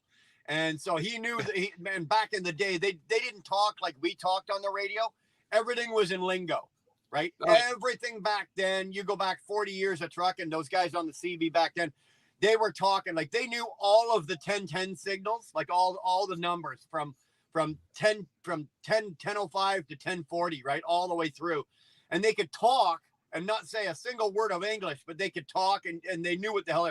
And he'd be on that thing talking away. Nobody's listening. Nobody's calling back, but he's just 10:36. He's asking for the time. 10:20, 10:10, whatever.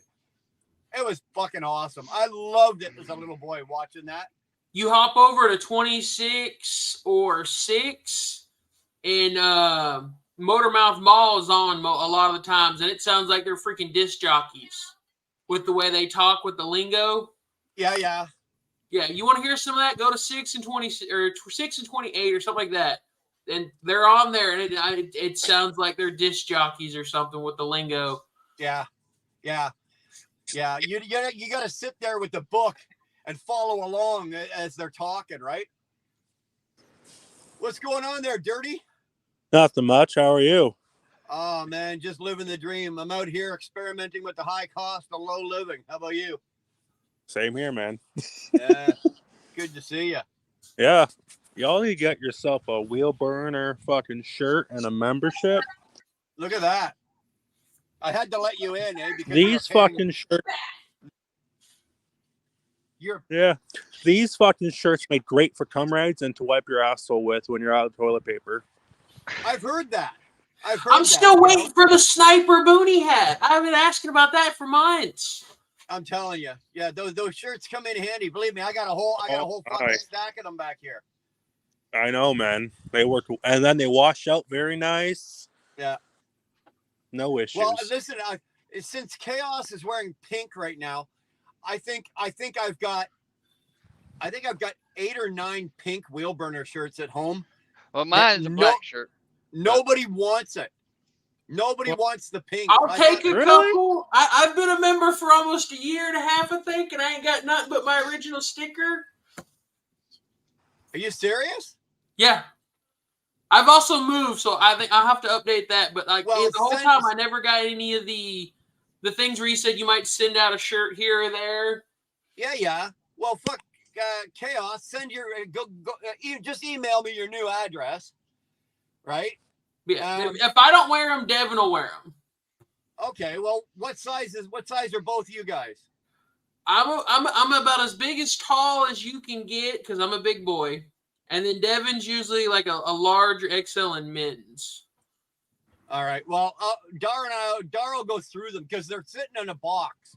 Yeah. I think I've got. I don't know. I've probably got a couple of the light blue, like the sky baby blues. I've got a couple of those left. I've got pinks. I've got a couple of blacks left. Yeah, I've been asking Dar about the boonie hats. So I was like, man, I'll buy a couple of those because those are cool. Get your little sniper hat, your little boonie hat. Yeah. I've been asking Dar and you if you were gonna get one made. I was thinking about it, but dude, you know what those things cost to get them the because if I'm gonna get those done, I want the logo embroidered on. I don't just want them like iron on pat shit because that'll just peel off. Yeah. So I went into this place not far from my house, and I asked the guy, says, okay, I want to have these made, and I want this embroidered. And the guy's looking at me like, yeah, we can do it, no problem. Do you know what the cost is? Dude, if I was to sell those, I'd have to sell a hat for like $50. I figured it would be something like that, or you can just get it in your colors. You can get it in your colors, black and white. Dude, I can't charge anybody $50 for a fucking hat. Like, that's ridiculous. That's what hats really go for now. Is $50, it's which is retarded itself. But look up what a Monster Energy hat's going to run you at a store. It's going to be a $50 hat. Look up what Yellowstone hats are. That's why it's going to be like $50. Yeah, I know. Well, hey, I saw the Mother Trucker, right? The Mother Trucker. There's a place in Pennsylvania. There's a little gas station, and this guy's got like 25 Mother. They want $45 for one of those hats. Yep. I can't justify that, man. I can't. That's why I said, if nothing else, you can get it in your color. When I was at the get a couple of black and white ones and be like, hey, I can't get them embroidered because it would be ridiculous. But what I'll do, Chaos, when I get home, I'll go through all the pink ones and whatever the biggest sizes ones we've got. I think the biggest sizes that we got were the XXX, like the 3X. And whatever we've got, the pink one, I'll send you a couple. Shannon wants them, so I'll send her another. Send me a couple, and I'll give you a good model picture along the truck. Hey, whatever. Knock yourself out. Just make sure you're fully clothed, but like the bottom half of you is fully clothed. Oh, I'm not that risky. We need to get your face on a G-string. Yeah. And I would wear it. Yeah. I would pose with my leg up. Oh. Yeah. That's a scary thought. Curtis, I don't want to know what you do, honestly, to tell you the truth. The things that you would do would probably get most people arrested. You know what you could do, Brian? You could just get a patch made and have the patch sewed on. That's just like 4 stitch points. You could do that. Yeah. You could do that at home. Yeah. Well, I'm not that gifted, and I don't think. I'm just saying, if you did a limited run, I'd give you $20-$30 for a boonie hat that's got a wheel burner. logo. All right. Well, let me. I got look. to hold up, guys. I got a potential bonehead trucker moment going on here. Oh, Yeah, I man, saw that record it. flatbed trying to back in. Yeah, he's getting close. Make sure you record it, Buck. All right, guys. Well, you're recording right now. All you gotta do is point the camera. I got to get out and help the guy. I got to have both hands. All right, man. I'll holler at y'all. All right. When I was at the Flying J, we were selling cat hats for like $60 a pop, and they would sell out. Yeah, I know. So it's fucking Isn't that retarded. insane? I know. Okay, here, Chaos. Dara's gonna go look right now. She's gonna go look and see what we've got. And we had the cat hoodies. They would sell for nearly like $100. They would sell out. Yeah. It's just retarded. Fuck. There's no. Dar says there's no pink left. I'm pretty sure there's a couple in there. Maybe no pink. Chaos. You want a baby blue? Hey, I'll take anything. I've been meaning to try to catch you and see how that was going to work, or if I just needed to go buy a couple T-shirts. But I know you said something about sending a couple out because of reoccurring memberships. And I'm like, well, I think I've bought at least one. I've bought at least one. Okay, fuck it. Look at it. Send me your address. I'll put together a care package of shit, just a mixed bag of shit, and I'll send it to you. All right. All right. What'd you do with the decal? I got them on the back on both sides, right there on the fairing. They're right there at eye level, so if anybody walks by, they can see them. Nice. They've held up really good truck washes. Like you were right, they ain't moving. Yeah, that's where I've got mine. They stay on. I need to find my decals and put them on my car. Yeah, as soon as I got those, they went on the truck because like I think I got them on a Friday and I left out Monday and I stuck them on before I left. Yeah. Curtis, how many T-shirts do you got? You must have at least 3 or 4. I have 2 of the old design and 2 of the new design. Right. And I wear them pretty much every fucking day, and they're still like pretty fucking good. Yeah. Yeah. Yeah, they hold together pretty good. They're not bad. No, not at all. The Cummins stuff at Love's is up there in price. Oh yeah, I've noticed that Pilot's getting it too. Yeah, they want like $20 for a 3-foot charger cord. I'm like, good lord. Yep. But just because it says Cummins. It's the price of convenience too. Yeah. You gotta love how just because you thought you slap a brand on something, you get to hike it up 50%. We were selling beer coolers close to $200, and they would sell out. People will buy anything, like anything with Cat or Cummins or any kind of shit like that. People buy that stuff. I used some Pilot points to get some socks and a beanie. I ain't paying that cash. No, I save all my loves. I save all my loves and all my Pilot points, and I save all that shit up for something eventually I'm gonna need. Right? I don't think I've ever paid for like washer fluid. I've bought a jug of Death fluid on my Pilot points, or actually that was on my love points. I've done that. I saved that stuff. I sent an email to Will Burner at Gmail. So yeah, that's cool. Whoever gets it, just let me know you got it to make sure it went through. Because I think the last time I tried to email that one, I didn't get an answer. I got it. The only Cat thing I have bought were the fucking socks. It's like the socks are nice. They're out. Nice and thick. They're nice thick boot socks. It's like minus 15 out, and my feet are like warm. They were worth the $25. 6 pairs of socks and a beanie were $25. That's not. I bought mine at Costco. They're close to $30 for 10 pairs. I can't complain about Chaos, that. I got your email here. I'm looking at it. Okay, so alrighty.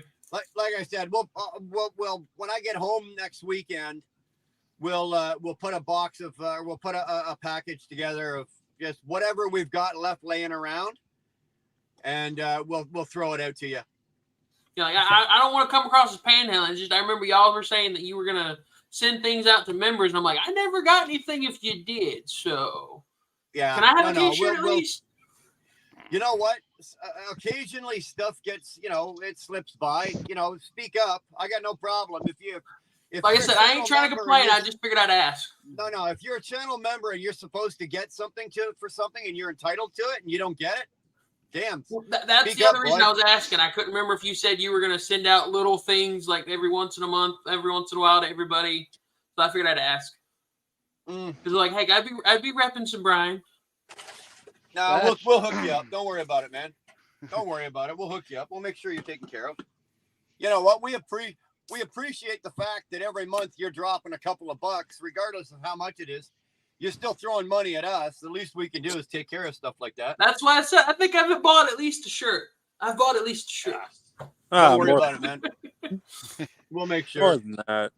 Well, I do appreciate you letting me pick your brain about the Cascadia. Anytime, man. That's what I'm here for. I've heard that I might be switching trucks in February because I just rolled like 520,000. So I think it's Ryder's policy to switch them out right around there, or it might be my company policy. I don't know, but yeah, that'll be fun if it's a different truck.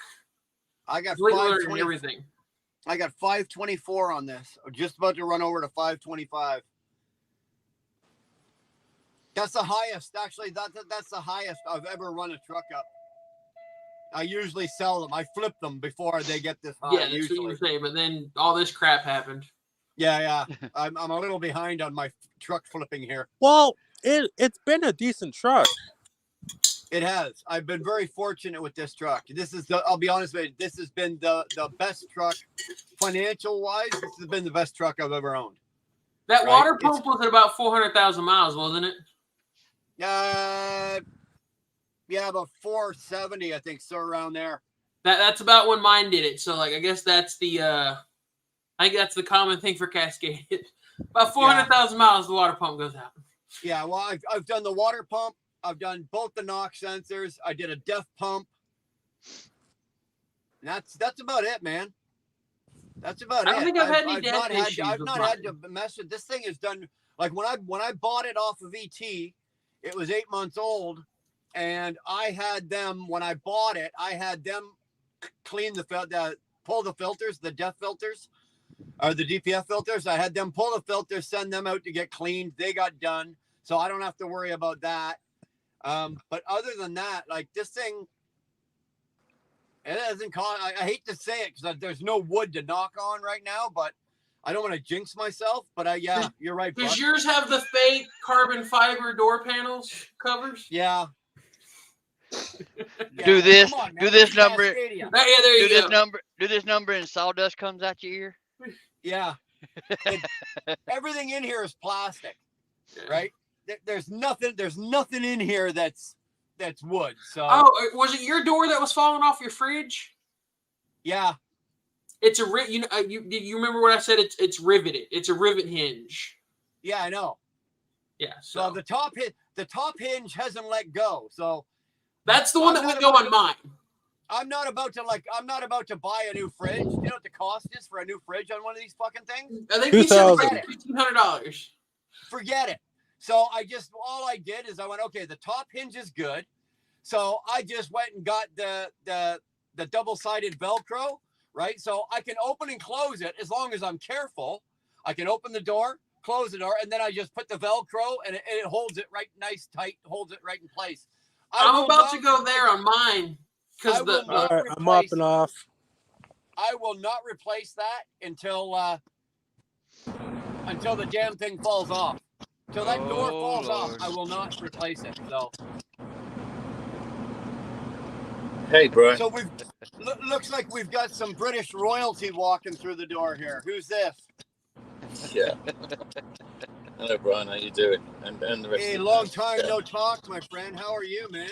What's up, Brett? Yeah, I've had better days. I just want to jump in on this Cascadia thing because obviously you know that I drive a Cascadia. Yeah. Now, hold on. Let me turn my headset on. Actually, that would be better. Can you hear me better now? Yeah, much better. Yeah. Yeah. Now, obviously, my Cascadia, I'm at like 1.25 million miles now on mine.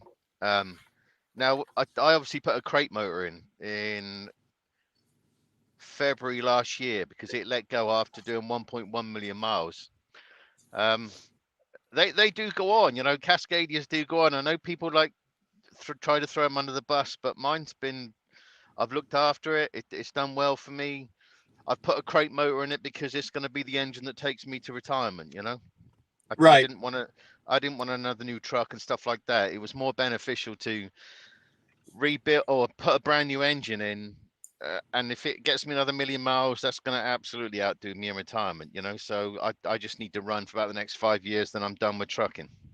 And Yeah, fun that was fact, smart.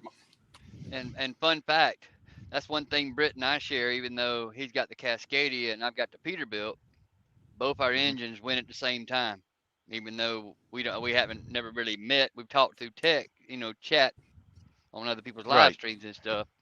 Hmm. But he went with the crate motor. I went with the end frame on mine. Right. Yeah. I wish now I had went with a crate engine because I could have done the same. I could have went with everything new on a crate engine, but I Yeah. just went with the end frame, not a complete overhaul.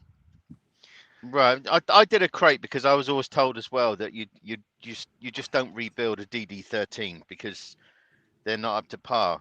And I just wanted something, and it still has the Freightliner's 500,000 mile warranty and all that stuff on it. So it's, even though this is Absolutely. a 2016, I've still got warranty on my engine for the next Yeah. 370,000 miles or whatever, you know.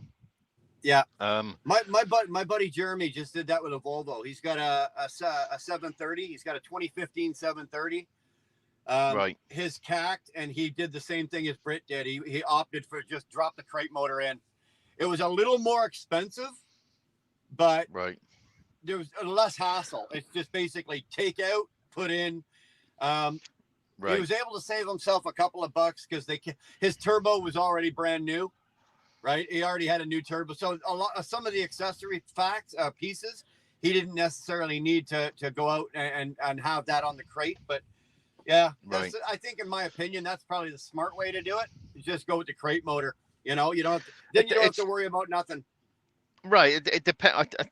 I mean, that depends on your situation. Like mine ages against me as such. You know, Yes. I didn't. If I was a youngster, that wouldn't make any sense. You might as well just get another truck and do whatever you're going to do. You got time to work it out. But to me, it was just something that I didn't want that truck payment. And being over here at Schneider, it's those truck payments are like what, 1,200 a week, something crazy like that. Oh, I don't know. Well, I know it's expensive. whereas I paid the engine off, so I don't have anything to pay for this truck apart Yeah. from fuel and my fixed insurance. That's it. So this thing is cheap to run. Because the way I looked at it, I did it because you know the economy can't keep growing as they say it's growing, because it's not. You know, they keep trying to push it and push it and push it, and I don't want that stress. You know, I would rather be in a situation that if this country come to a standstill, I'm all right, Jack. You know. Yeah. Plus, you got a strong selling point when you get ready to get rid of the truck. I don't think I'll ever get rid of this. I think I'll get buried in it, to be fair. So,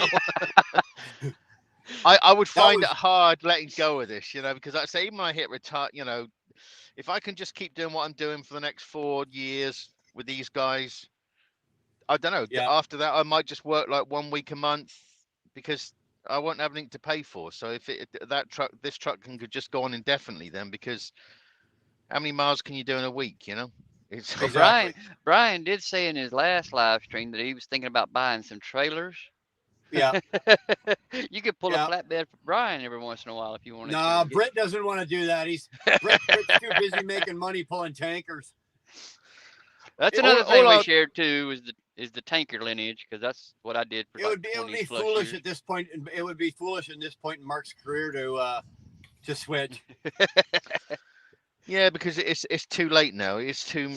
I appreciate that I'm in a niche market, and you've got to be set up in, you know, because anybody that's in dry van, I'm sure you're being hit hard. Because Schneider, everybody's being hit hard because dry vans deliver stuff that we don't always need. Do we need that TV? Do we need that radio? Do we need that? No, we don't. We start looking Agreed. at where we're spending our money. Now, chemical tankers. Now, I'm chemical. I'm not fuel. I'm chemical. chemical is predominantly used in so much manufacturing of everyday stuff that you need. Yeah. We just don't get affected.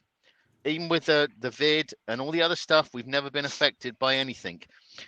Only in the last couple of months have I started seeing loads starting to get pushed out and rates starting to come down, and that tells me that there's a problem coming, because if it starts affecting us, then that's affecting everything, because we're a part of like full-on blown manufacturing in this country, you know. Yeah, yeah. I still got friends in the food grade tanking world, and Uh-huh.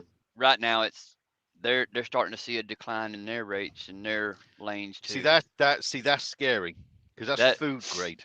Yep. Yeah. Yeah. That And that's tells what you I'm saying. something. And that's why I'm saying if chemical and food grade, then look out, because Yeah. something's coming and we're not going to appreciate it, you know. And that's Yeah. why I set myself up to not have to get stressed out about that. Because if Yeah. I'd signed that nice new truck with the chrome pipes and all that gobbledygook, yet this truck has still got 10 Gobbledygook. wheels. She's still got a steering wheel. She's still got a gear stick, which is the same as the next truck. And that's why I just did what I did, because I was Yeah. just forward thinking in my situation, nobody else's situation, but my situation. You know, like I say, this reflects people who've got different things going on in their world, you know. Agreed. That truck's an extension of you because you've been running it so long. It's just like us other owner operators, Brian the same way. You can feel your Right, truck going down the road, and you can feel, hey, there's something not quite right. Yeah. right, right. Yeah. And You I can would just do a about lot of over the years, you could just about pinpoint the location of where the problem is, whether it's in your steering wheel, whether it's in your butt. You know right. which end of the truck to start looking at. Correct. Yeah, Yeah. because it's in like the last 7 days. I was in Pennsylvania and stuff because the rates were great up there, but the weather was awful. But I'm a tart like that. I'll go where the money is. It ain't about what I want to do. It's about where you need to go. I'm the same way, Brett. I run the East Coast primarily. Well, right now I'm doing ingots, so I'm kind of doing a little thing here on the side, like making money that way. But when I Right, go back on the regular board at work here, I run the East Coast. Right? That's where the money is. Right? Nobody right, wants to go to New York, nobody wants to go to Jersey, nobody wants to go to Baltimore, nobody wants to go to these places. You know what, dude? I will. I right. don't say I like going there. I don't, but I will go there because that's where the money is. Can I just say to T-Bone, he's asking that did Freightliner. No, my mechanic did the work. I refused to deal with Freightliner. I haven't dealt with Freightliner in 5 years. Either I do the work on my truck, like oil changes and all that stuff. I'll get my parts from Schneider, or when I'm back in Atlanta, I get my mechanic to work on it. But no, I don't deal with Freightliner. I don't deal with anybody like that. It's either me or my mechanic that touches this truck. Oh, you're in Atlanta, Britt? Well, I At live about home? 30 miles outside of. No, I'm out. I'm in Dalton at the moment. I came here Oh, at I know 3 o'clock okay. today to pick up this hot I'm down. temperature trailer, and they My forgot to. yeah. My home's down near the state line around Valdosta. Oh, I'm at you're the other right end down of the other end. I'm Yeah, I'm other end of Georgia from you. right. Yeah, no, I'm up in North Georgia at the moment, just near the Tennessee border, because I'm picking up a. We're supposed to pick up a chemical trailer that was supposed to be 150 degrees, and they said it's 115. And I said, well, I'm not pulling it then. I said, you need to put it on heat Steam. overnight, and Yeah. I'll move it in the morning. But they got to pay me to sit here, so I'm good with that. So, Hey, That's another hey, advantage to the tanker world is when issues like that come up. But with right, me pulling my end dump, the one thing that did carry over from my tanker days is these end dump trailers don't have no tail swing. They're right. 45 foots, and right there behind the rear axles is the end of the trailer, and yeah. we don't have to worry about bumping docks. We don't have to worry. I mean, Well, my that's hats the off. same. My hats off. Yeah, my hats off to That's all the van and reefer guys. I can't Well, bump that's the docks no same with more. the flatbeds. A lot of the flatbeds, like the company I'm with, they got an open spread, right? So you can't close the spread on the trailer. So you've got a set of axles right at the back of the trailer. So it's got no swing. So when you're going around, especially when you get into like PA, New York, Mm-hmm. and you get into some of the small towns, getting around some of those small towns is a bitch because the trailer just has zero swing to it, eh? Mm-hmm. I like pulling a van, believe it or not. I didn't do it for a lot of years. I did flatbed for 16, 17 years. And when I got back on the van, it was nice being able to move those wheels back there, depending on where I was going and how much weight I had. If I had a light load, I'd move those trailer wheels as far forward as I could get them, man. Absolutely. Right. Swinging around. I made that mistake maybe, I think it was probably a year or so ago in the Atlanta OC. I came in there, I dropped my tank off in the OC. I came around and there's this bloke was trying to back his trailer and he was backwards, forwards. And I'm thinking, for Pete's sake, and I'd been sat there like 30 minutes and I thought, sod it. I got out, I put the brakes on, I gets out. I go over to him, I said, look, do you want me to back this up for you? Like thinking I'm a smart aleck? And the guy gets out. Well, the guy gets out and he's got one arm. And I get in his truck and it's like, it's an automatic for starters. And he's got like the bit on the steering wheel because he's only got one arm. So he's trying to control it. Stuffed me backwards. It took me about 20 minutes to park that sodding trailer. Now, that's one thing I realized. Don't ever do that again. Just let them carry on. But if they want to be on Bonehead Truckers, let them do it. Don't be a part of that gang. So well, yeah, as long as they're not backing in beside you. I know. So I've never done that ever again because I learned my lesson about how to be a complete jerk off. That no trailer swing, I had to learn that week I did a couple weeks back where I did Conexion trailers on chassis.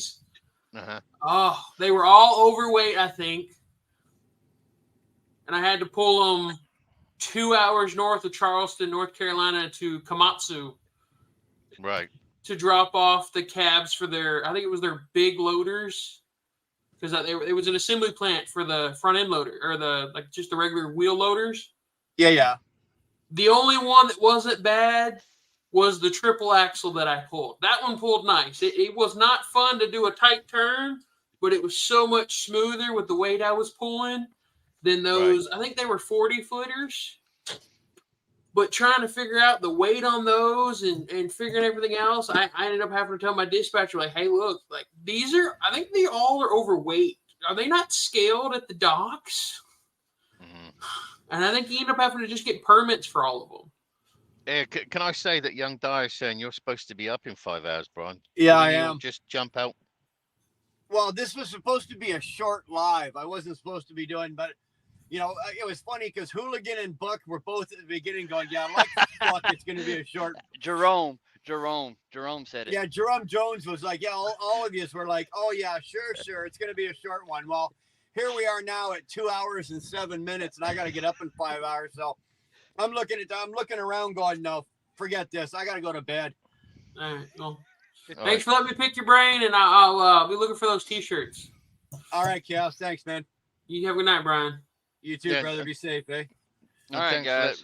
So, guys, I am serious. I'm getting off here. I am going to bed.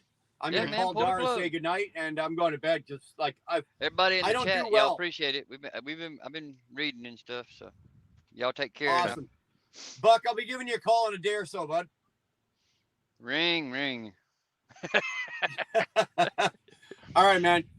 That's going to be interesting. You guys have fun. Nice talking to you, Britt. You too, sir. Yeah, man. Right, and thanks, latest, Brian, latest everybody. Later, Britt. Thanks for popping in. Appreciate it. All right, guys, I'm gone. You guys be good. Be safe. I'll catch you during the week here. I'm probably gonna throw another live up while I'm on the road here. So, with that, I'm out of here. Be good. Later, Buck. See y'all.